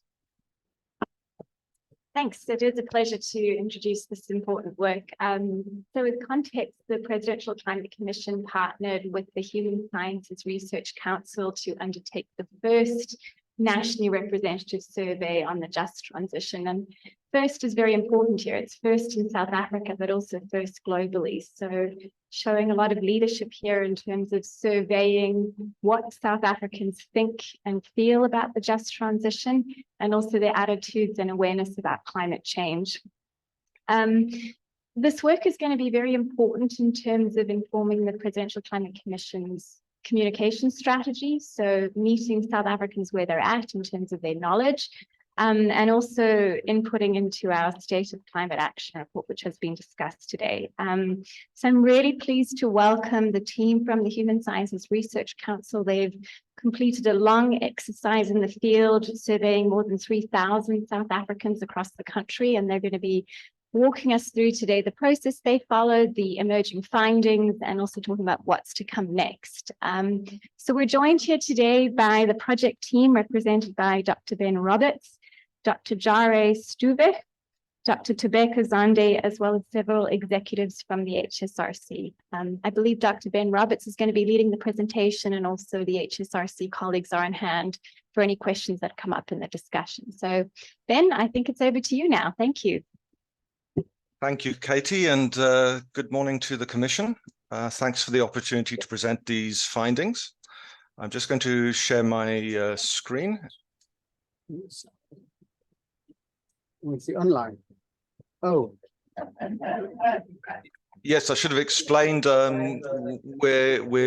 beaming in from eThekwini this morning, so minimizing the carbon footprint. So thanks very much. Can I just check that the presentation is displaying on your end? Yes, it is. Thanks.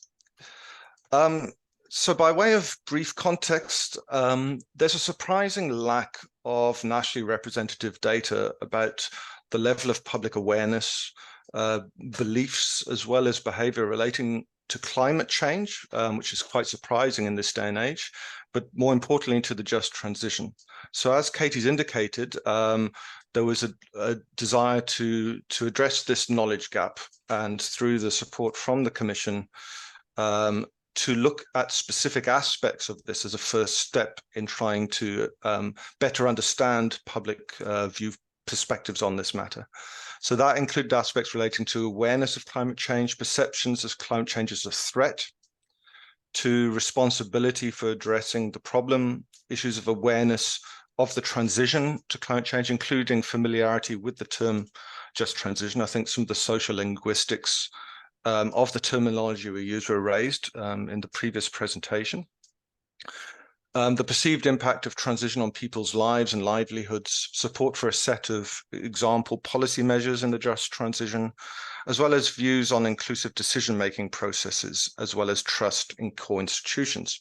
Methodologically, we ran the Commission's module in our nationally representative public opinion research infrastructure called the South African Social Attitudes Survey. The survey was administered to 3,500 addresses countrywide. It was done by face-to-face interviewing in August through October. We realized just over 3,100 respondents ultimately. We're still in the process of weighting the data based on Stats SA's latest mid-year population estimates, and obviously we'll update the numbers based on once that process is over, but the figure should vary that I present. Ben, Ben, sorry to interrupt. No problem, your presentation is on speaker view and not presentation view, so we're not getting. Sorry, it's probably a bit small on your end then. So let me see Yeah, if it's I a bit can... small on our end. Can you? Let me try and change the display. See how to do that. Yeah, I think you were on the right buttons down there. Yeah, I think so as well. Let me just see if that will do it. I'm not sure if that's better, Chair. A little bit. Yeah. Is that better now? I mean, okay. We can live with, yes, that's it. Okay. Now you've got it. Thank you. Sorry about that. Everyone was probably straining their eyes a bit. So just the final point there is the module is designed to be conceptually grounded, drawing on environmental psychology and particularly links to other previously fielded items, particularly the work we're doing now with the DFFE and the CSIR. Just as an entry point, just the reported experiences of extreme weather events. And what we're seeing based on the response to these questions is close to 80% reported some form of exposure to extreme weather events that impacted on them and their family over the past decade. So only 21% said not at all. We saw just shy of a third saying to a minor extent, another third saying that it had been impacted to some extent, and 13% reported to a great extent. The right-hand side of on that little schematic map shows the share saying some or great extent based on provincial variation, and it varies between 34% and 59%, with the greatest reported impacts being in KwaZulu-Natal, in Mpumalanga, in the Free State and Gauteng. In terms of climate change awareness, we asked the response, how much, if anything, do they know about climate change? This is a measure we've fielded at various iterations since the late 2000s. The latest figures based on the PCC module shows that 50% say they know a lot or a fair amount about climate change, a third a little, and 7% nothing. We've seen an important improvement in these figures relative to 2017. Firstly, a huge jump between 2017 and then a further gain in 2022, and the 23 figures are virtually equivalent. Despite those gains, however, I think it's important to talk about climate change skepticism and look at it comparatively. So if you look at the far left-hand side, those are the South African figures for 2020 and the PCC figures for 23. So what we see is there's appreciable levels of and relative levels of climate skepticism. That's driven primarily by attribution skepticism, with a lesser extent trend skepticism. But even on the trend skepticism, we remain fairly high relative to a host of other countries around the world. Despite that skepticism, however, concern remains fairly resolute. We see around 45 to 50% voicing expressing extreme or high or extreme levels of concern. And we're not displaying it, but it's very high from a relative perspective, and it's remained pretty static over the last 5 years. This pulls through to pro-environmental personal norms, and there's theoretically one's awareness and concern are key driver of pro-environmental personal norms. So we're keen to test this, and what we're seeing from a question around the sense of personal responsibility to try and protect the environment is moderate levels of pro-environmental norms. And the average on a 0 to 10 score is 6.35. And we're seeing about 58% say they have a high or very high sense of responsibility, around a fifth with a moderate level of responsibility, and a stubborn 20% who voice a fairly low sense of responsibility. We've done the testing. Both the exposure to climatic shocks as well as environmental worry are significant predictors of this measure. Just one last point, there's a very, I think it comes to the Q&A from the last session, there's a very strong socioeconomic gradient underlying these norms. For those with a lower socioeconomic status, there's a lower sense of pro-environmental norm and vice versa. We also asked respondents about who should assume primary responsibility for addressing climate crisis. The most commonly mentioned options, I should just say it's a multiple response, so they could mention multiple options provided. Although environmental groups and large companies rank at the top, if one adds up the different government elements represented on this graph, we see that 53% mention at least one or more levels of government, and this rises to about 62% if Eskom is included as part of that. So government remains the primary emphasis in terms of responsibility for addressing the climate crisis, with environmental groups and large companies playing a secondary role. I then want to move more to just transition issues and issues of awareness. So one of the items we included is basic familiarity with that term. And what we found there is only 11% of South African adults had heard of it and knew what it means. Another 14% said they've heard of the term, but have no real sense what it actually means. So basic term recognition.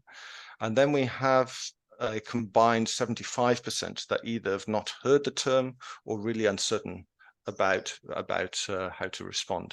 So we use these terms in our day-to-day discourse, but unfortunately the public, really it doesn't resonate with them. They'd have a very circumscribed sense of what it means. So that shaped the way we actually ask questions in this part of the module. And so we used a very simplistic terminology to try and at least get South Africans thinking about a similar reference point. And when using this alternative, we found that about a third said they knew quite a lot or a fair amount. 42% said they knew a little about it, and about 27% said they knew nothing at all or were very uncertain. So quite a significant variation and at a fairly low level about depth of knowledge of the just energy transition to date. That doesn't mean they don't support it. And I think this is what we find is quite resolute support, 58% voice support for the transition, compared to only 13% expressing disapproval. Obviously, when we get the weighted data, we'll go more in depth on profiling the patterns and the predictors of these different positions. And then we looked at views around positive and perceived positive and negative impacts of the just energy transition. We put a series of options to the respondents, and these are the responses ranked high to low. And the dominant positive aspects that people think will emerge from the just transition will first and foremost about reliability of supply. So load shedding will reduce or end. A sense that it might contribute to lower energy pricing, the sense that it might provide a generic environmental gain, and a third were saying that they feel it might promote job opportunity. Issues of pure environmental gain, such as air pollution or decrease, etc., are mentioned to a lesser degree. So it shows that other factors are predominating in the public perspective towards the just energy transition at this stage, with pro-environmental gains playing a lower consideration. On the negative side, we asked firstly how worried South Africans are for themselves and their family in terms of potential negative impact from the just transition. 27% were very or extremely worried, with 29% expressing a modest level of worry. In terms of not being very worried at all, we see about 25% saying that, with a further 13% saying they don't believe it'll have any adverse impact at all on them and their family. We followed up with asking about specific negative concerns about this transition, and they seem to be almost the inverse of what we saw on the positive element. So concerns that they might have to end up paying more for electricity, prospects of job or income loss, concerns about intensifying load shedding, as with damage to the environment being mentioned by a fifth. We then posed 6 policy options to the public and asked them to basically register the level of support or opposition to these policies as forms of support to help overcome any potential impacts on society. And what we can see here is fairly enthusiastic support for all those items, ranging from 70 to 78% supporting each of these. So ranging from, and these deal with issues such as training and skills programs, short-term financial support, support to vulnerable groups, support for local businesses, improving education, even support for basic income grant. So quite uniform and broad-based support across the board there.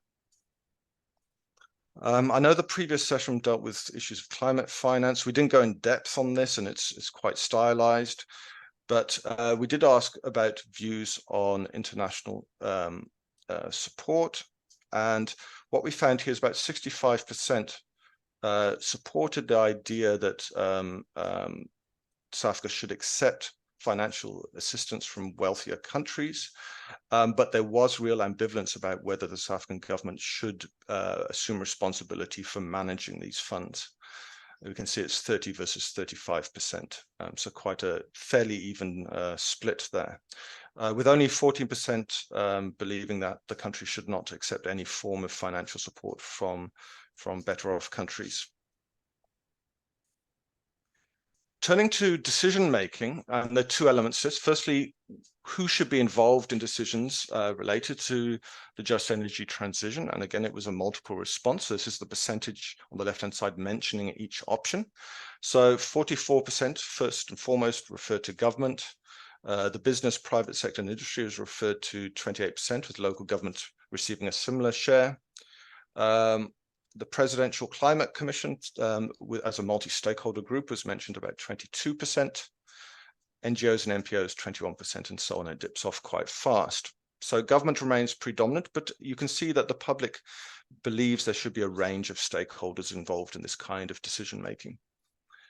The right-hand side is who do you mostly trust to manage this change. And the dominant response was government, but with 26% opting for government, a presidential committee such as the one with that's in the room, businesses, private sector and industry, about 13%, local government, NGOs, and so on, all receiving, a fairly broad spread. So again, while government predominates, the views on this are quite spread and believe there's a role for many stakeholders. So through to a couple of conclusions. So we can see that from the climate change set of items, climate change awareness has been increasing, and it's driven particularly by experiences of extreme climatic events and a range of social demographics. Although we find that a sizable majority remain climate skeptics, just over 40% if we add up the different forms of skepticism, climate concern remains fairly broad-based in the country. And I think that's important because it has a bearing on pro-environmental norms. And we saw there was a moderate ethic in this regard. In addition, there's a strong role indicated for government in climate change mitigation that's envisaged, supported by environmental groups in the private sector. On the just energy transition side, there remains quite circumscribed awareness, including and particularly for the just transition term itself. But the transition is clearly favored.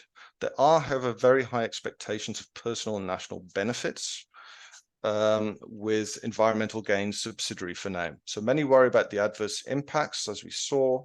We also see there's resolute social policy support to offset some of those adverse impacts.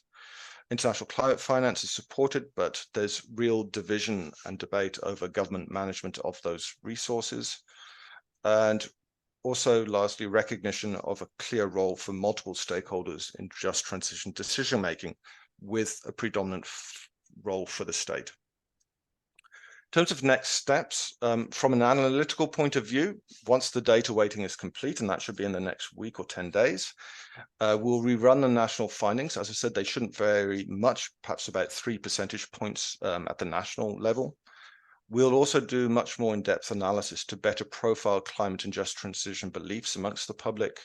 This will include an integrated spatial analysis, including proximity to coal-fired power stations and coal mines, to see if that has any fundamental bearing on awareness, attitudes and beliefs, as well as testing the underlying conceptual model and see if that really holds true. But early indications are that it does. On the publication front, I think it can be immediately informed the contributions to the 30-year review. We are planning a separate in-depth analytical report on the survey results. We also think there should be a series of policy briefs or thematic briefing reports as offshoots. And other ideas we can discuss. And lastly, obviously, replication mind. As Katie said in her introduction, this is the first nationally representative examination of these issues, and we need to think about how best to ensure routine testing of changing public values, norms, and behaviours. Thank you very much. Back to you, Chair.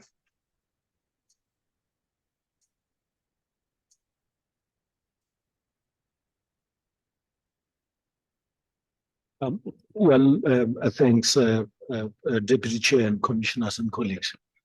In the past commission meeting, we had committed that we would use this survey to actually develop a 3 to 5 year awareness and communication strategy.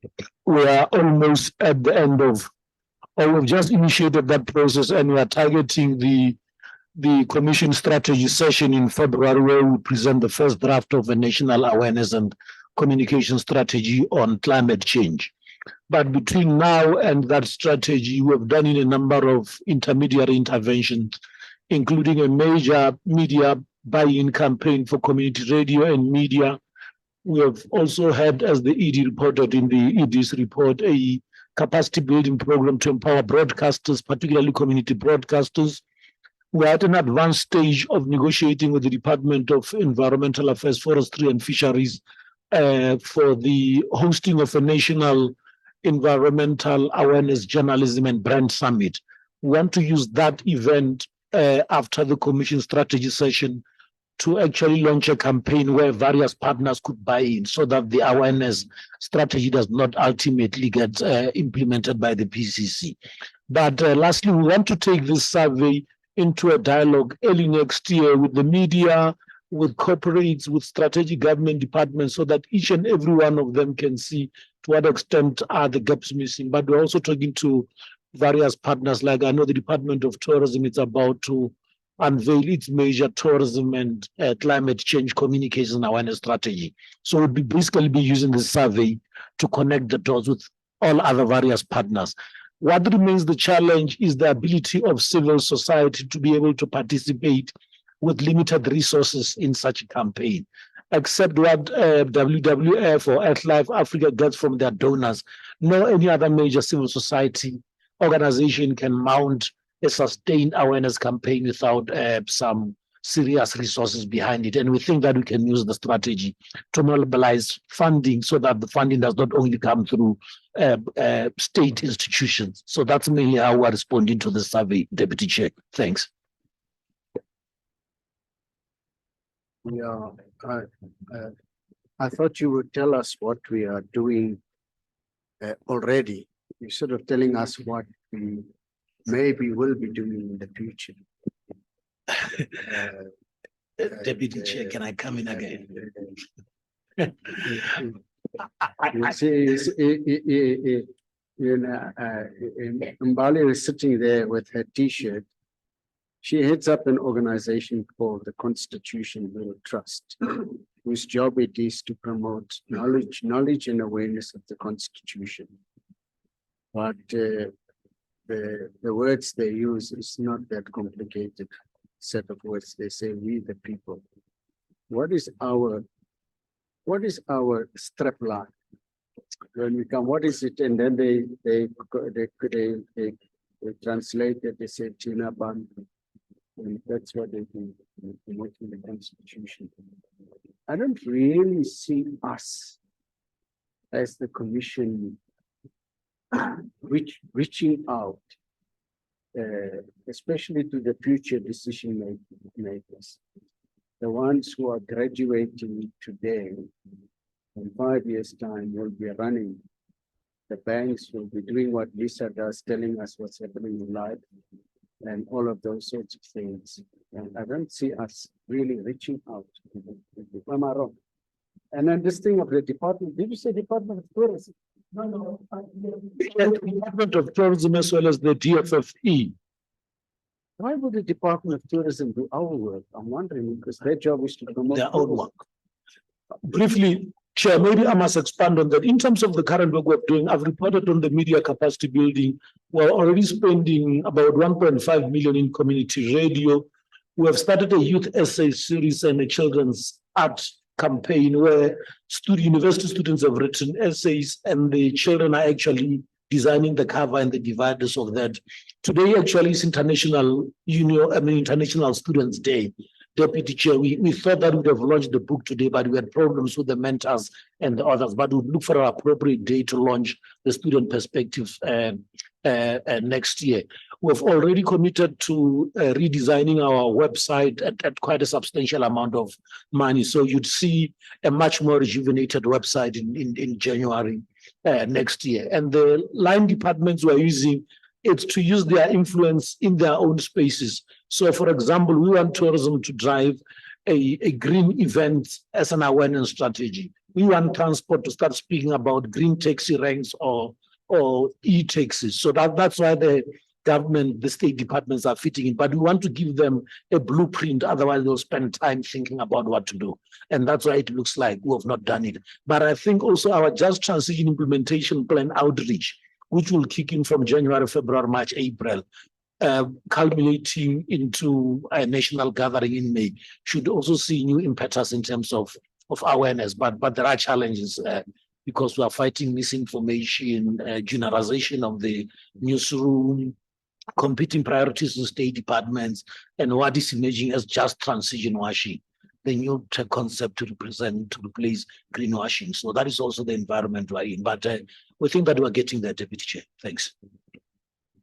So do I hear you saying that we, as the Commission, we're not necessarily the implementers, but we will conceptualize and design the communication and education and awareness raising program and campaign, and we will encourage other partners to fit into that. But because somebody needs to be coordinating that thing. Is that what we are doing? Deputy Chair, yeah, we won't be the nerve center, but the ultimate aim is to catalyze and inspire. And if you are asking for what our payoff line is, when we hosted COP17, our payoff line was climate action now. And we invested, I think, as the state, about 15 million in developing that campaign architecture, in rolling it out. We had a campaign, a train cycling from Cape Town to up to Messina. And we think that we've got to go back to that institutional knowledge and try to bring back the climate action now campaign. We're not going to come to something new. Something like Proudly South African, where we do tourism, but it will be at that high level of a national campaign. Because you would remember that on more than one occasion, the president has said that we would like to see the commission be a bit more out there. From what you're saying, that's just what you're looking at. But I'm wondering whether at one of the future meetings, that commission is maybe. Yeah. All right. That brings us now to Melissa, sorry. Deputy Chair, I actually just have a comment on the presentation, if you don't mind. I mean, it's wealth of information there for us to think about and strategize around. I've been seeing these results come through for some time, and this is the first time I've seen them use this term climate skeptics.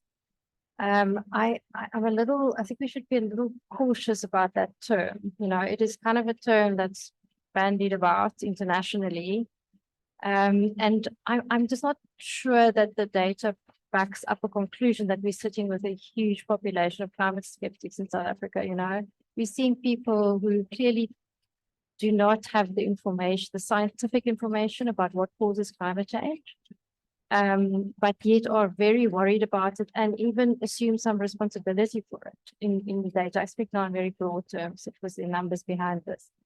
You know, so I think we should, and, you know, I'm just thinking about, you know, going to Komati and, you know, the conversations you have with stakeholders. People don't deny that climate change is happening. You know, we see that over and over again, and people that they're not even opposed to climate action. So I just, you know, just from a communications point of view, I think people must be a little careful not to create the wrong impression about the people we're dealing with. Thanks. Thanks, Chair, and thanks to Katie and the HSRC team. I just want to, I'm sure Katie knows this, that this kind of exercise in US, it's normally done across the two parties, the Democrats and the Republicans, to test their views on climate change. In Europe, unfortunately, Melissa, it's often used to test the extent of climate skepticism. In academic literature, that word actually features quite prominently. I do understand your sensitivity about using it, but at least in literature, it's there, that phrase. I just want to say for me, the question to the team is, and it reflects my ignorance in that, well, it reflects the reality that I have not read your report. Less of my ignorance, it's more of my laziness. What can you talk just for a minute about who did you survey? Who is inside who did you talk with? If you have, if the chair can grant you a minute, please tell us that. And the reason is because South Africa is quite a structured community. So there are those that benefit from the history of exclusion of this country who will have a particular view about environmental issues. And there are those that are victims of the historical policies of this country, who, because of their circumstances, will have a particular view of environmental issues. I normally say to my sister, if you are concerned about environment, you are fully embedded in the middle class society of South Africa. Thank you.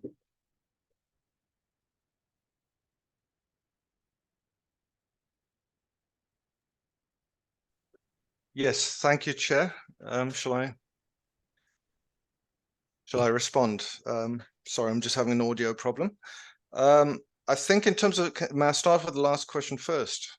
And I think that one particularly is crucially important for understanding what's coming through. And it is designed to be nationally representative, as we indicated, and that's based on a random probability sample that's been drawn. So it's designed to be representative not only nationally, but provincially. And also it's designed to survey geographic types within the national framework. So it would look at rural, urban, informal settlements within that. So there is a good representation of geography, of class, etc. So just to say that the report isn't out yet because we're still finalizing the weighting of the data. As soon as that's done, we will prepare the kind of in-depth analysis that you're referring to that takes on board the diversity of our society. I did mention on one of the slides there's actually a strong class effect on some of the core measures, and that's coming through, and it links to issues of a balance between material and post-material concerns relative to people's own lived context. I think I'd just like to touch on Melissa's point around the use of terminology, and I think skepticism is quite a hard term.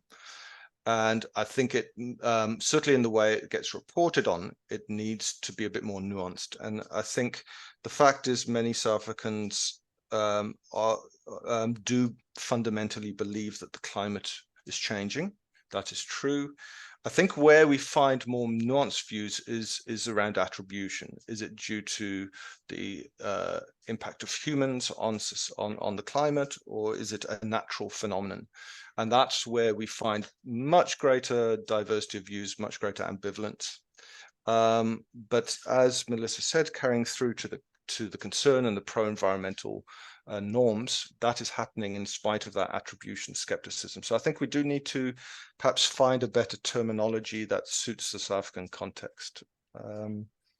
Yeah, I'll leave it there for now. Thank you.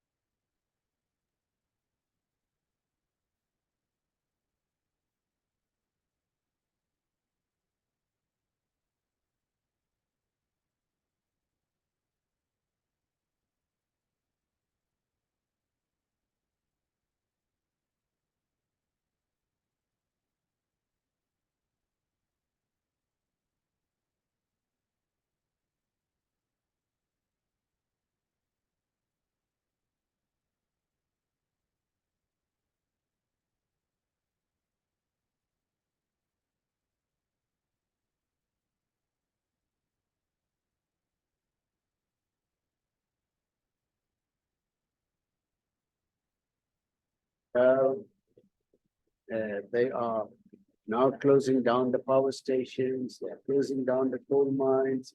We are suffering because NGOs are saying that we must do climate change, or Europe is saying this or that, all sorts of things, you know. And if you vote for us, we're going to vote many more coal-fired power stations. This and that, that. People will say those things. Now, what do we do about that? Because we don't want to get involved in the political debates, because we won't win, because we don't know how to do that. But at the same time, we want to limit the damage that will be done by people who are trying to get votes. I wonder if you haven't thought about it, it's an area to focus on. How can we do? For one, we don't want to get dragged into debates. You know, Dennis Davis can say we're debating climate change. We've got this prominent politician, that prominent politician. Mr. Vali Musa, can you join us in this debate because you are a knowledgeable man about this thing? I won't go, because you're actually not going to discuss climate change there. That's going to be a platform for getting votes. And so whatever I say won't make any difference as such. You can't, you know, I used to do that when I was a politician.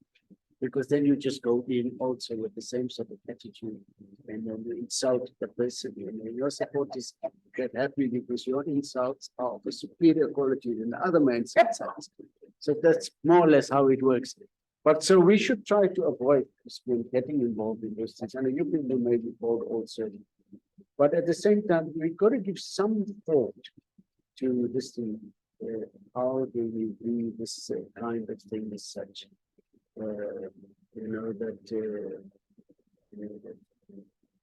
One of the things to do is to appeal to people to say, keep this out of the election today.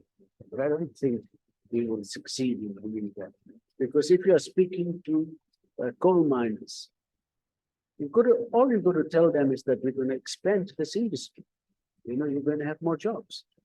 That's what they want to hear. And all the parties will be telling them the same thing. So think about that. The last thing I wanted to say is that you'll notice that there are no ministers at the meeting here today.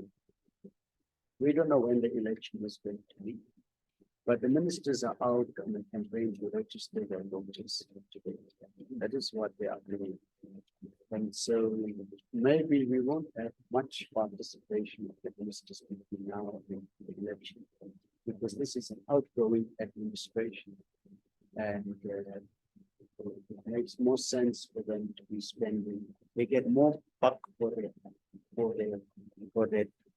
bang for their buck if they are out there campaigning for votes than if they are here responding to the many documents which Crispin gives us. So I don't know what the implication of that is, but I think Crispin, from the secretariat side, you may have to keep more in touch with the civil servant leaders, the DGs and others during this time, just to make sure they know what we're doing, they're up to speed, and those sorts of things, so that we don't leave government out of what we're doing. But you're not going to get much mental bandwidth from the ministers now, and it's understandable. When I was a cabinet minister, in the last 6 months of government, the president says to you and your party says to you, leave everything and go and campaign for votes. It's a worldwide thing. But then the civil servants run the country. So you've got to keep more in touch with them with that. Okay. I called some of the ministers and said, why are you not coming? They said, no, we are registering voters. So in my mind, I thought climate change is more important, but I knew it's an argument. It's one of the many arguments that I will lose. So I think we'll have to accept that. Actually, it's understandable that the ministers have to do politics. We shouldn't think it looks bad, because the political process is vital to the survival of our democracy. And they are doing important work when they are doing that. And if we don't get people registered, they don't vote. And if people don't vote, then the system doesn't work. So this is important work. We can be cynical about it, that they take in the eye of climate change, but that's not the attitude I think we should have. We should rather see how do we cope with this situation. But we've got a number of DGs here who knows how these things work, and they will deal with the matter. Appropriate. Once a DG, always a DG. Thank you for that. I was hoping you would come back with that one. Non-Plantler, do you want to introduce the changes to the next item? Where are you here? Oh, she's out. Okay, no problem. But the people who are doing the reports from the working groups are not necessarily the names who are next to that. So let's start with the Finance and Governance Committee. Joanne Bate is under extreme pressure at the IDC. They are very, very, very, very busy, actually doing good work. Because, by the way, a lot of what Deepak and Lisa has presented, they didn't say without the IDC, a lot of that wouldn't have happened. Actually, the IDC from the government side has made a lot of that happen. We can talk about the banks coming with debt and all of that, but it's really the IDC that has made it happen. So Joanne is doing good work, even though she's not here with us. Now, who's going to report on that? Oh, okay, go ahead. Let's look, Helen. Thank you, Chair. So from the Finance and Governance Committee, the committee sat on 3 November, and the meeting was chaired by Commissioner Joanne Bett. Starting off with the PCC work program, the committee noted progress against the program and the activities that were planned for Q2. We also noted the biannual update report that was communicated to the presidency. I think, Chair, safe to say that most of the activities that were committed for Q2 are on track, and most of them have been achieved. Then moving on to expenditure against budget, the committee noted the PCC revenue that was recognized as at end of Q2. We also noted expenditure against budget covering July to September. Commissioners would recall that the PCC's expenditure against budget is managed through NetLed for government allocated funds, as well as through the African Climate Foundation for PCC donor funds. So both of those were looked at, and changes and amendments that were made to the budget were noted. We also looked at fundraising and donor coordination. So from this, we looked at the donor funding policy. Currently, the Commission has adopted the NetLeg donor funding policy, pending further stakeholder engagement within the Commission, as well as possibly external to the Commission. So that policy was noted. We also noted that the Commission or PCC secured funding from German embassy. And we had extensive discussion as the committee around the issue that we should continue safeguarding against reputational risk that might be brought about some of this donor funds. We also looked at issues around human resources, and progress has been made around filling a number of vacant positions within the Secretariat. But the committee also noted that the National Treasury has implemented cost containment measures, and this might actually impact on filling the positions moving into the future. Lastly, Chair, we looked at the updated risk register emanating from the Secretariat workshop. I think, Chair, from this one, we noted positive trend in general in terms of how the risks are moving and in terms of the effectiveness of mitigation measures. Most of the risks are moving towards a positive trend. However, I think to the committee's priority and mind is the issue or the risk around reputational risks. I think it was mentioned earlier that we are going into elections next year. So this issue is still a priority from us. Lastly, Chair, I think just to mention that the next meeting will be next year, February. I think it will be an in-person meeting at NetLeg. I think it's on the 8th of January. That's it from Finance and Governance. Thank you very much.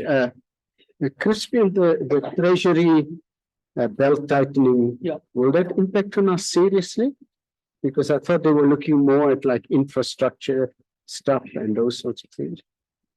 So, Chair, there's good and bad news on the belt tightening side. So, Treasury did some in-year budget adjustments. So a lot of departments found that their remaining budget for the rest of the year got cut very dramatically. Our budget has been preserved. And the MTF commitments into the future, I mean, we'll obviously see what comes out in the budget speech next year, but we understand those MTF amounts are going to remain. So that's the good news. But we are subject to the aggregate belt tightening process that is happening. So there's a moratorium on the filling of new posts. We were lucky to get our finance and HR posts through. There will be no further posts filled in the medium term. Secondly, there's a whole lot of belt tightening happening around travel, around accommodation, around catering, which we are, also subject to. Thank you. Any other questions? Not. Thank you very much. We then go on to adaptation and resilience. Ms. Lekala. Thank you. Thank you, Chairperson. The Adaptation and Resilience Committee met on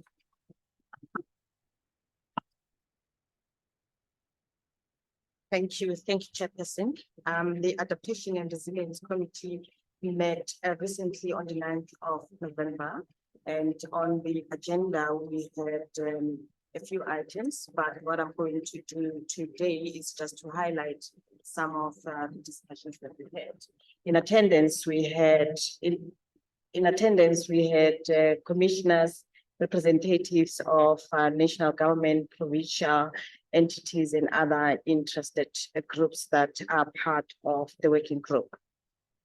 As per our report in the last PCC meeting, that we had written a letter to the Department of Education, Science and Technology, and they have confirmed that communication.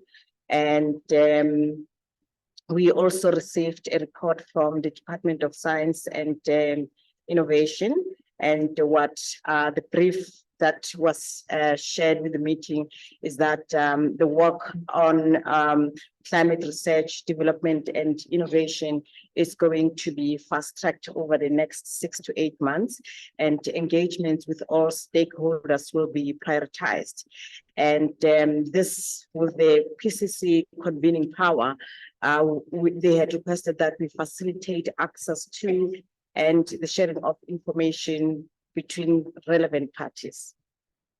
On the agenda, we also had a presentation from the Department of Water and Sanitation regarding the National Climate Change Response Strategy for the water and sanitation sector.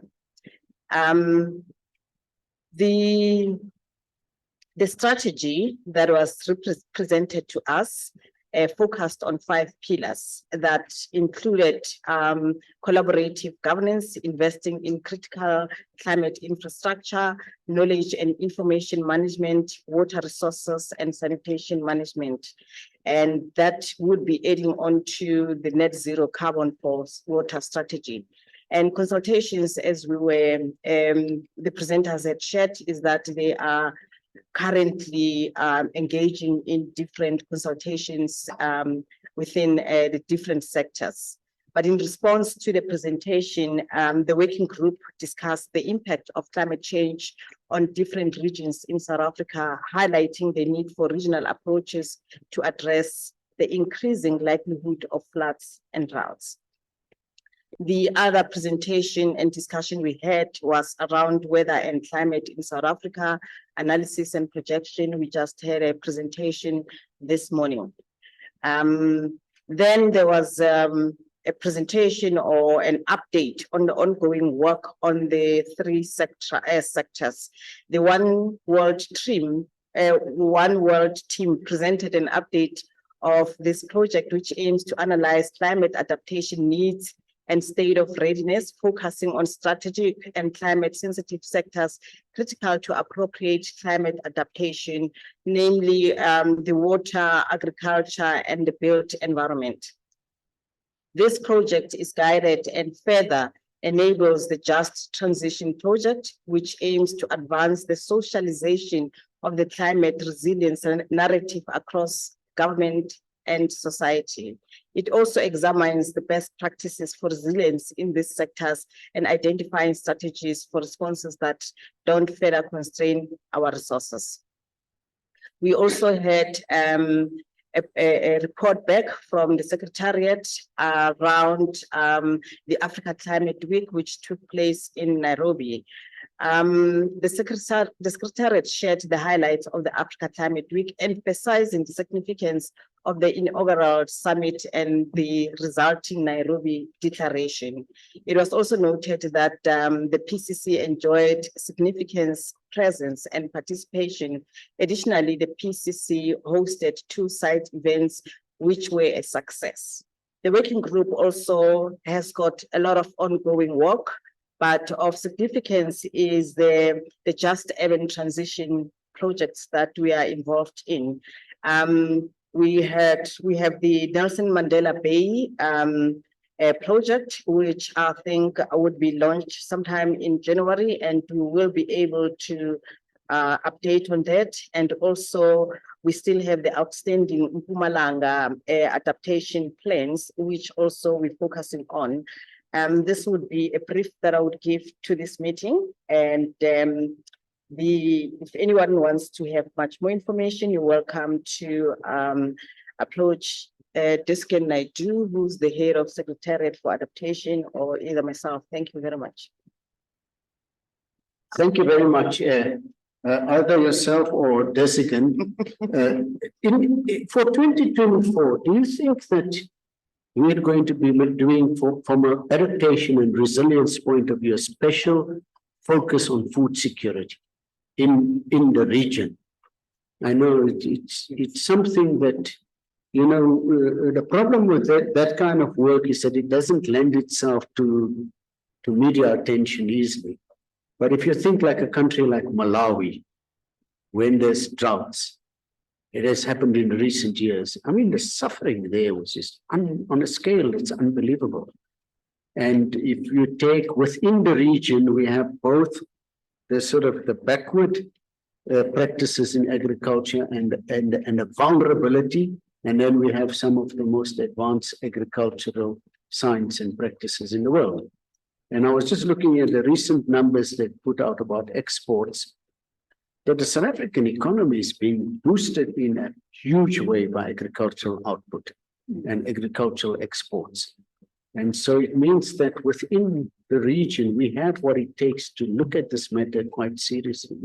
You think it's something that maybe the Commission should be, you know, it takes us a little bit away from this energy and just transition, and Europe must give us money, otherwise we won't do anything and stuff like that, you know. Chair, as we spoke in one of the earlier agenda items, this looks like an important priority to engage. There's a bunch of drivers around this, and the implications of not doing it are very dire. One of which is forced mobility, which comes face to face with South Africa's current positioning and stance around immigration. So I would suggest it's going to be a difficult set of discussions, and I think that the PCC can bring a lot of logic to that if we frame it in the right kind of way. The second thing is that we have been saying over and over again, and doing some of it in practice, is that it's difficult to take a country-only view on climate change. Because the political boundaries really don't matter. And the minimum is this regional view. So Chair, I think we'll take it back into the Secretariat and work out what a good program would be for 24. That strategy meeting that Crispin referred to, maybe you people can look at it a bit more closely. If there's no other questions, then we can go on to the net zero pathways. Louise? Thank you. So I'm going to speak to you about, I don't know, do I need this thing? I'm going to speak to you about, oh, fantastic. I'm switching it off right away. I'm going to speak to you about 3 E's: electricity, economy, and employment. This working group covers really a wide portfolio. Slides are some key things, and I'm not going to repeat events that have already been reported under the Executive Director's report. So in the electricity space, and I just want to underline, I would love for the Commission to not have to do anything about energy. We are a climate commission, and the only reason we do energy work is because we're trying to avoid the climate impacts, and that forces us into that space. Anyway, okay, so we had a very interesting event where people who are from countries around the world who manage the grids of those countries where there is high penetrations of levels of renewable energy, like 60% or more, came and met with ESCOM managers of our grid to exchange learnings about how does one deal with a grid when your source of the energy is a variable source, unlike coal. So that was very fascinating and useful, I think. We're busy with a study about the grid and what needs to happen with the grid in order to take up, different levels of renewable energy. Where do we need to build it? What type of grid does it have to be? We are looking into questions of energy access through the lens of electricity pricing, because for electricity access for the poor means affordable if not free. So, how does electricity pricing work and how can we bring the price down for the poor? Also looking at the air quality side, so people's health in relation to the electricity supply mix. Then, because socially owned renewable energy has come up many times from various quarters, I would imagine the study is just about complete now. The Nelson Mandela University did a study for us into socially owned renewable energy and what possible feasible models there are for doing that. They came with 4 models. The one is that certain communities collectively own land, largely under the traditional leadership part of governance of this country, but there are others who also own land in community, like beneficiaries of, land reform processes. So those communities could be one example of socially owned renewable energy. Then it could be, any community which forms some kind of collective structure to own a renewable energy plant.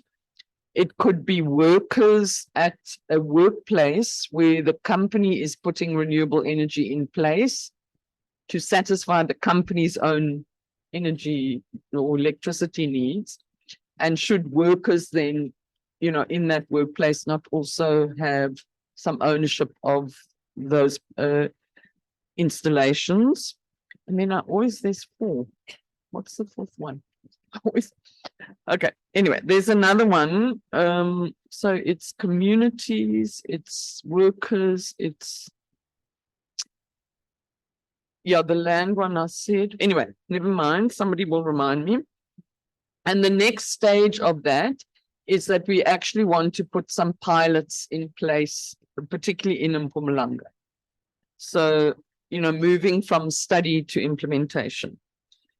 The electricity work, we're very mindful that quite soon government will put out its integrated resource plan, which is the electricity supply plan for the country. And we as a commission will need to take note of that and reflect upon it.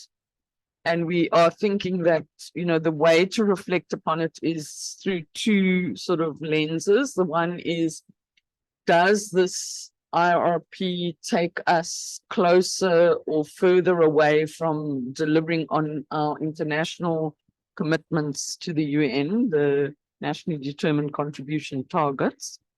And also how, in the light of the electricity recommendations we previously made, how does the IRP speak to that? So turning to economy, we are doing we're not doing it.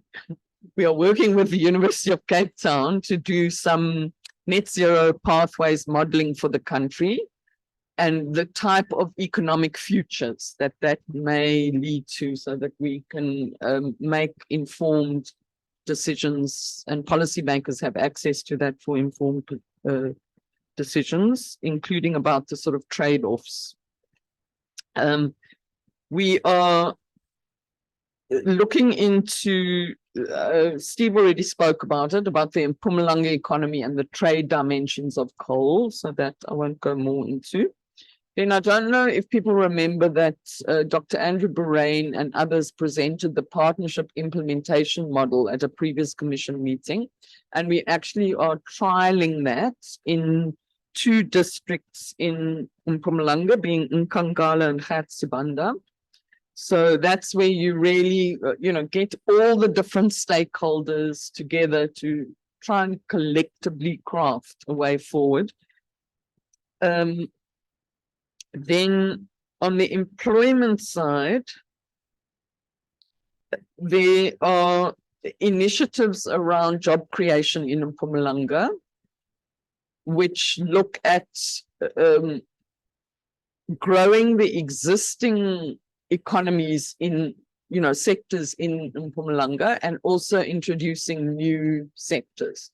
So I think that's very exciting work. And I mean, there is written reports behind what I'm saying, which people would be able to read for greater detail.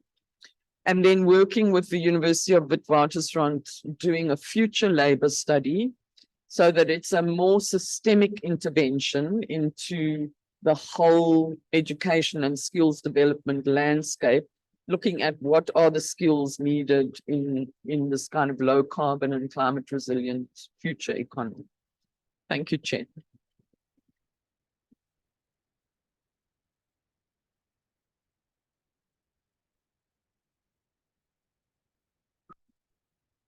Thank you, Deputy Chair. We appreciate the involvement of the road district of Nkangala and Gatsibanda.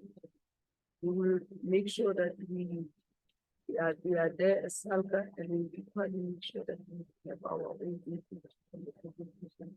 Because everything that is local governments is not only for local government, but for the community as well. Mostly women and young people, because if our municipalities are badly affected and they are unable to render services in an effective and efficient way. So we support everything that involves our municipalities.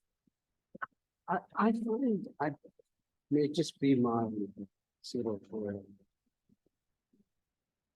orientation, but this concept of social ownership of energy generation and energy distribution, I find it to be such an interesting idea. It's probably not practiced anywhere in the world. And it's probably as impractical as the idea of workers' cooperatives were nowadays. But I still find it to be such an interesting idea. Is it something that's going to gain traction with it? So, Deputy Chair, you mustn't ask me because I, yeah. So it has actually been tried in other countries where communities, particularly in Europe, a middle-class community had enough money to put own electricity plant and own that socially and supply their own electricity. Of course, in our context, we are looking more at how do grassroots communities benefit from this. And I think that the fact that we're going to try some pilots is a good idea because these things can be bedeviled. I mean, Commissioner Javits has made a previous comment that if we want, real grassroots involvement in things, we need to then also invest in developing the community-based structures that can actually run such things. So, quite frankly, personally, I do not want my neighbors responsible for my electricity supply, but, some of them are awful. Just because you're a community doesn't mean you're all beautiful. I got a feeling that this is the kind of thing in which you do what's called, what JTFM would call risk investment. You high risk, high reward. You probably will lose your money, but it's worth doing risk investment in this. because there actually is a breakthrough. It could lead to something bigger. So I'm happy that we got a number of people here that are in the orientation and nutrition. You must actually want to believe that something like this can happen. So it's happy, and the unions would actually be the social coalition. Yeah, no, I wanted to add that. Just looking at our economy, maybe to try that. And I do understand that there is general agreement that socially owned individual sector should try, not only in South Africa, but elsewhere worldwide. So we can't be skeptical. Try. Probably what we can do is to take stuff what went wrong in the if we put an experiment that has gone wrong and see if it can be fixed. But I think this is a possible solution to some of our challenges. You see, if you take a municipality, a small municipality with its own generation, that's social condition. And more municipalities are talking. They are beginning to look, why don't we set up our own power sources here? And that's the form of social condition. Go ahead, sir. Sure. Thank you very much. So at the launch of the project and the initial phases, there was extensive literature time, both globally and domestically.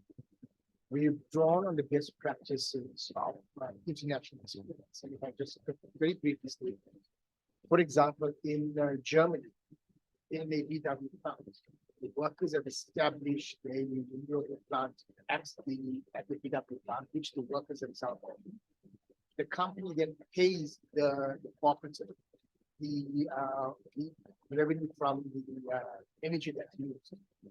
So that was one very good example that demonstrated in multiple benefits for workers and the There's a number of examples globally that speaks to community-owned renewable. So in a rental context, there's been many successes that's demonstrated in the literature. The only challenge we found is once you use the auction system for energy. And that's where we've seen some challenges. In South Africa, we've looked at a number of community-owned renewables that are practically being implemented now. The challenge that we found is the operations and the maintenance is done by the community, which is very solid. But once you tie into the grid, and because of our regulatory environment, there's challenges. So we're busy now unlocking that with, for example, the national metro. And we've looked at the different models in South Africa and we've resolved some of those challenges. They are now to be, as part of the partnership implementation model, we explore further.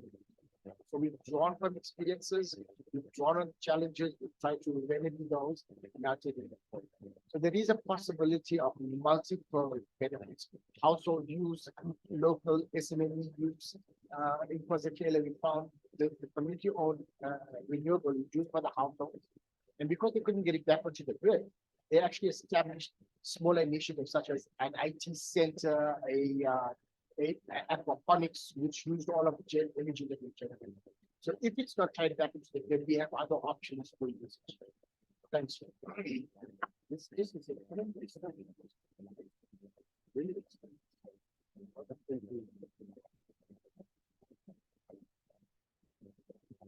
Comment is maybe because in water, if you look at the Danish model, it's exactly it. It's even at community ward level. So I think it's been done in other commodities, if you like. So maybe look at that. I think there's some interesting lessons there. And not just focus on it. All right, good. And then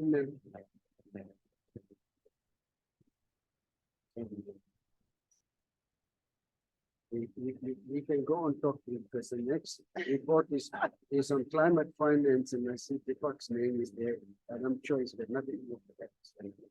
We can take up that. Thank you, Chair, and thank you for this presentation. On the issue of the electricity. Plan. In terms of the levies, When it comes to the expansion of the grid, which we definitely need, as in tomorrow, what are the thoughts? Are we gonna wait for the deployment of the climate funding? Or is there another mechanism that we can look into to ensure that we are able to expand the grid? Because we've looked at the numbers, at the cost, it's prohibitive. So I just want to find out what are the learnings from the other countries. And then the second thing is that I think we might need to, I'm not sure if that's part of what we're doing, the acceleration of the rolling out of the mini grids, which is ESCOM's initiative. We might need as a commission to have an oversight on that, because the program was started almost 10 years ago, but it has moved. So we might need to look at, how do they deploy that to the rural areas as part of the solution. Thank you. I actually want to refer those questions to the people who are much more technically embedded in this area than myself, which is either Steve or Joanne. Joanne may be on the money side and Steve, because the problem is ESCOM can't raise money at the moment.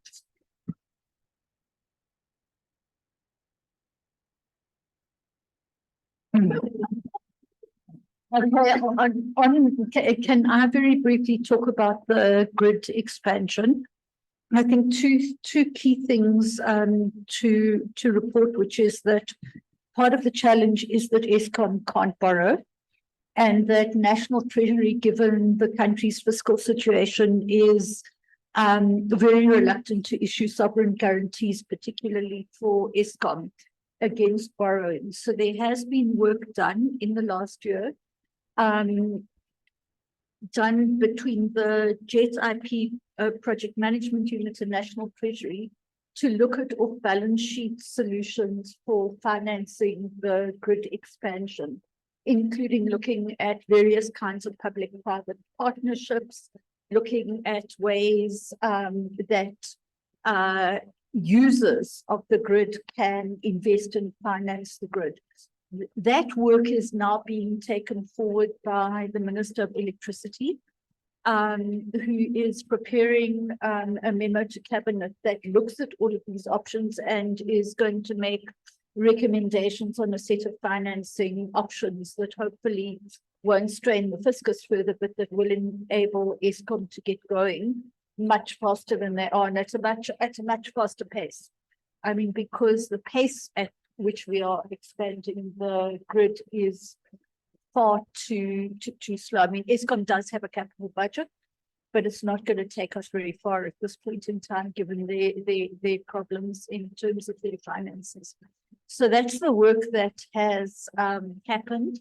I think that it is really important that this happens within the context of a nationally owned grid that is a public good for the country. So that, in a sense, is the starting point to say whatever solutions get found, the grid has to remain as a state in state ownership and as a public good for the country as a whole.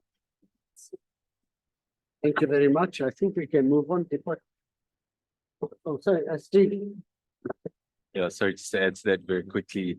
Part of this grid solution is how you manage pricing and particular curtailment on the grid.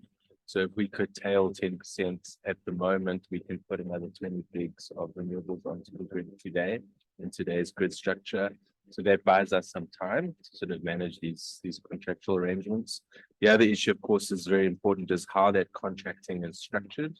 And so people are talking about build, operate, transfer type of contract, so that even though you're financing the grid off balance sheet, you retain ownership within the state. And then the last thing I would raise is within our pricing study that we're about to begin, we're going to look at the issue of energy poverty and access.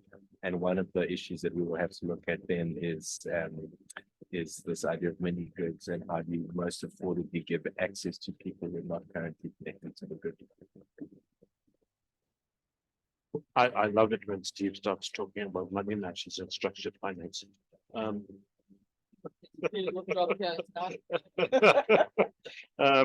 Chair, apologies from Shamini Harrington. She's had her hands full for those of you who have been following the Sasol issues with respect to the shareholders, two large ones, and the AGM was today. So I'm going to report on her behalf. The last meeting of the Climate Finance Working Group was held on the 10th of November, and we used that meeting to take stock of both the projects that were at advanced stages of fruition, as well as the year. What we can say is that it has been a very busy year for the climate finance team, as well as the commissioners of the working group. In our working group, we also invite key stakeholder partners, both public and private. So the likes of ASISA and PASA are very well represented there, as are National Treasury, DFFB, DSI often.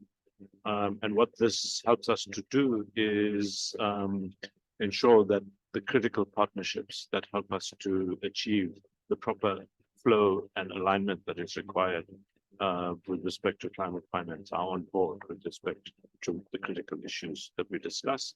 Having said that, we did have two closed sessions to discuss matters that were perhaps a little more, not necessarily controversial, but important for the Commission to take views on. In general, our work is driven by our endeavor and our mandate to ensure that climate and just transition finance from various sources, international, domestic, grant, concessional, commercial, as well as long-term investment, are mobilized at scale to deploy to the most impactful areas of our climate response. The early part of the year, Chair, just to remind the Commission, was spent socializing as per the request of our President with respect to the JET IP.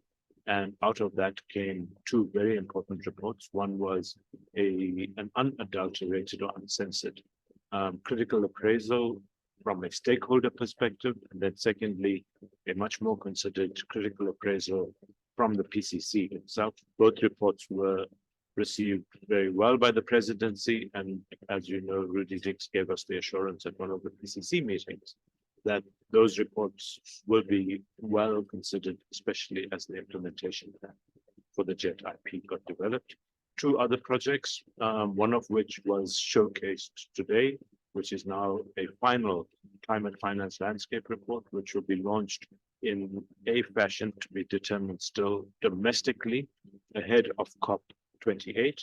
And we do have a panel showcasing that, as well as other climate finance landscape work being done in the region and the continent, and how ours fits in with that. The just transition financing mechanism, the working group on the 10th signed off the final draft to be published on the website for comment through the December holidays. In the early part of next year, we will ensure that those comments are taken on board, that alignment is achieved with respect to the implementation, JET implementation plans, utterances with respect to the short-term needs for ensuring just transition is financed, as well as some of the work that TIPS has done in looking at just transition finance, and that will be processed, we hope, through the first commission meeting in 2024 to be adopted as a recommendation that the PCC would make on just transition financing. Three other projects that we're busy with. As you are aware, Chair, we convened a mayor's dialogue in August, out of which came a mandate to pursue a JET financing facility at the project at the municipal level for the 8 municipalities plus another 2, which we agreed would then represent or have a representation from all provinces. We're in the process of adjudicating bids from service providers in this respect, and we believe that 2024 will get off to a really good start for a deep dive into assessing JET plans, preparedness, as well as potential municipal level project portfolios in energy transition. In partnership with DBSA, National Treasury, and the NPC, We have concluded on a study on the water resource sector investment needs that will lay the basis with adaptation and resilience team in the Secretariat as well as the working group to look at how we can further expand that into water resource in line with climate change as well as water services, which was missing in that study.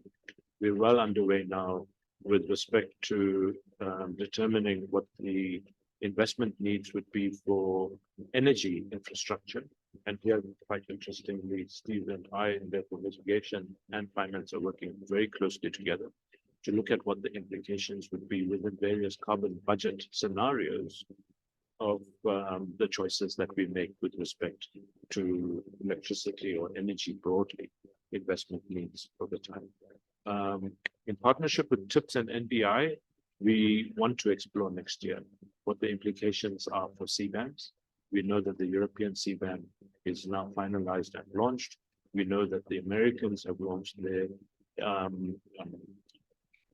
IRA, which is of a similar nature. And we believe that we need to, as a PCC, develop a country perspective on what our response should be to the various carbon border adjustment mechanisms that are probably going to find their way into the global economic system because of the next few years.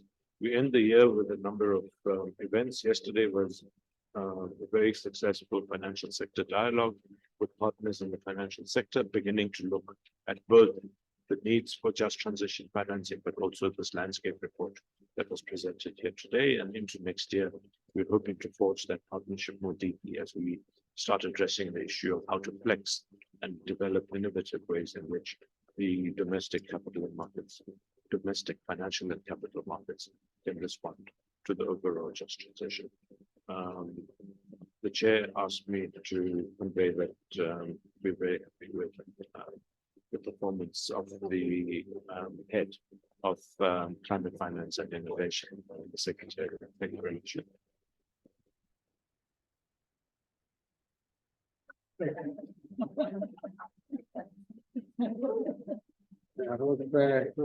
You must capture that in a minute.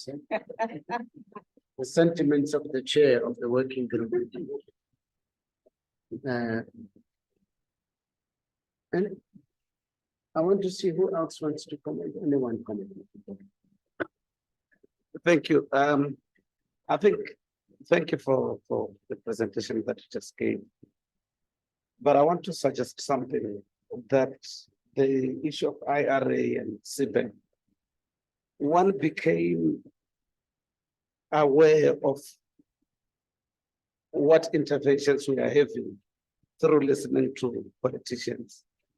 But we seem to have not digested this CBAM and IRA in such a way that we don't only articulate the fear, but we articulate an approach to that. And I think that is one thing that was missing and that we should try to do as this commission. Thank you. If I could respond very quickly. Our ambassador to the WTO returned recently after her stint, after her term in Brussels. And we had a deep dive with her, together with the Netherlands colleagues, by the way, who were involved in trade and investment. And what we agreed was that there needs to be a coherent, multifaceted, and united position that South Africa needs to adopt. Having said that, I must admit that our perspective, with Steve's and mine, is that we must forge ahead with our own climate response programs, because regardless of how South Africa politically and from a trade point of view positions itself with respect to the CBAM, the IRA, and what's emerging now as a Canadian response to the IRA as well, we need to ensure that we don't get caught flat-footed as it relates to those exports of ours that have highly a high content from a high carbon point of view.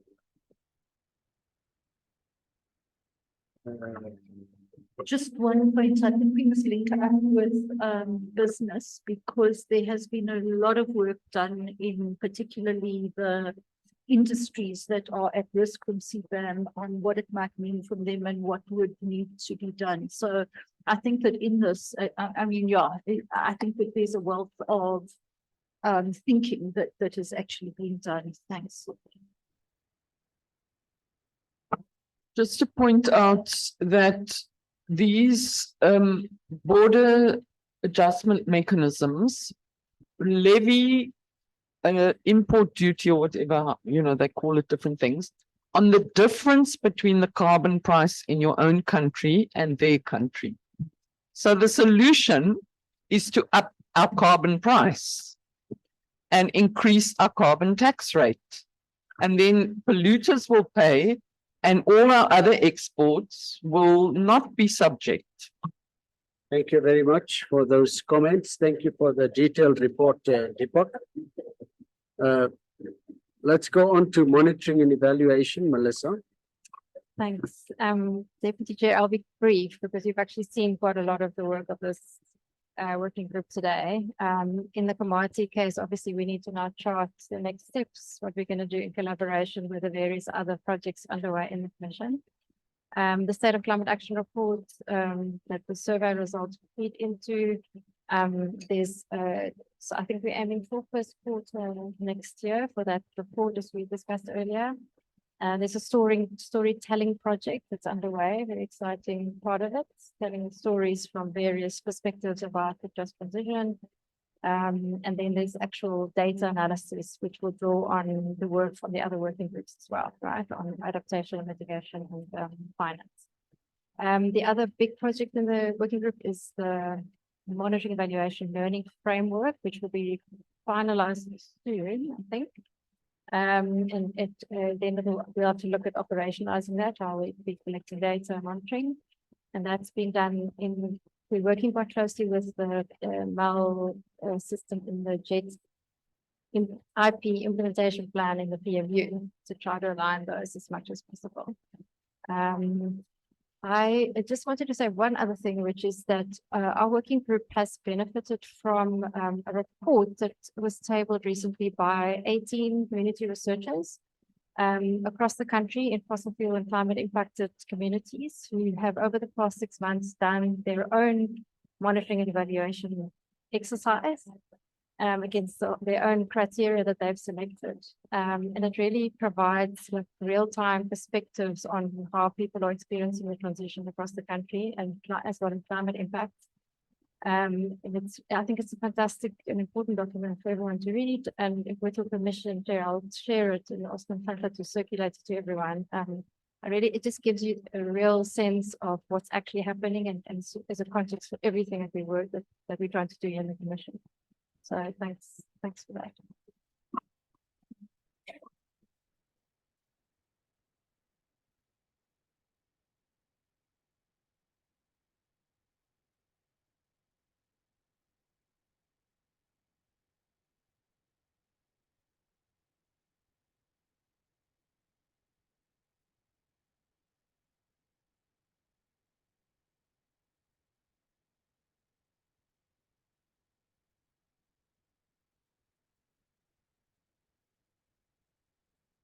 If I may, thank you, Chair. I just want to quickly run through the 3 items that are outstanding on the matters arising schedule. If I can go on the next slide. So that's just a representation of a summary of the total matters arising, which includes resolutions, 2 of which were actual action items, which also completed. Next slide, please. And the 3 action items that are outstanding, which are going to be addressed at the 2024 Commission meetings, it's that call phasing out or phasing down, to be tabled first at net zero and then at the Commission meeting, followed by the consideration of whether to include the Premier from Mpumalanga. Remember the last time when she presented in June, the suggestion was that we should include that as a commissioner, although I don't know how that's going to work with these limitations we have with the climate law. And then we've got finally inviting government departments, which is something we're going to look into the strategy. So those are the only 3. And then the last slide, I'm going to finish now, Chair. These are the items that are in progress, particularly on the Komati, which was tabled today and approved. So it's the next steps. Thank you, Chair. Thank you very much for that. That brings us to the end of our meeting. Chair, we haven't mentioned them today, but all of our operations at the moment are feeding off the NEDLAC system. And we should have introduced her earlier, but the NEDLAC COO Ubuntu is here. And just through her, I want to convey our appreciation for the ongoing support we get from NEDLAC. Good.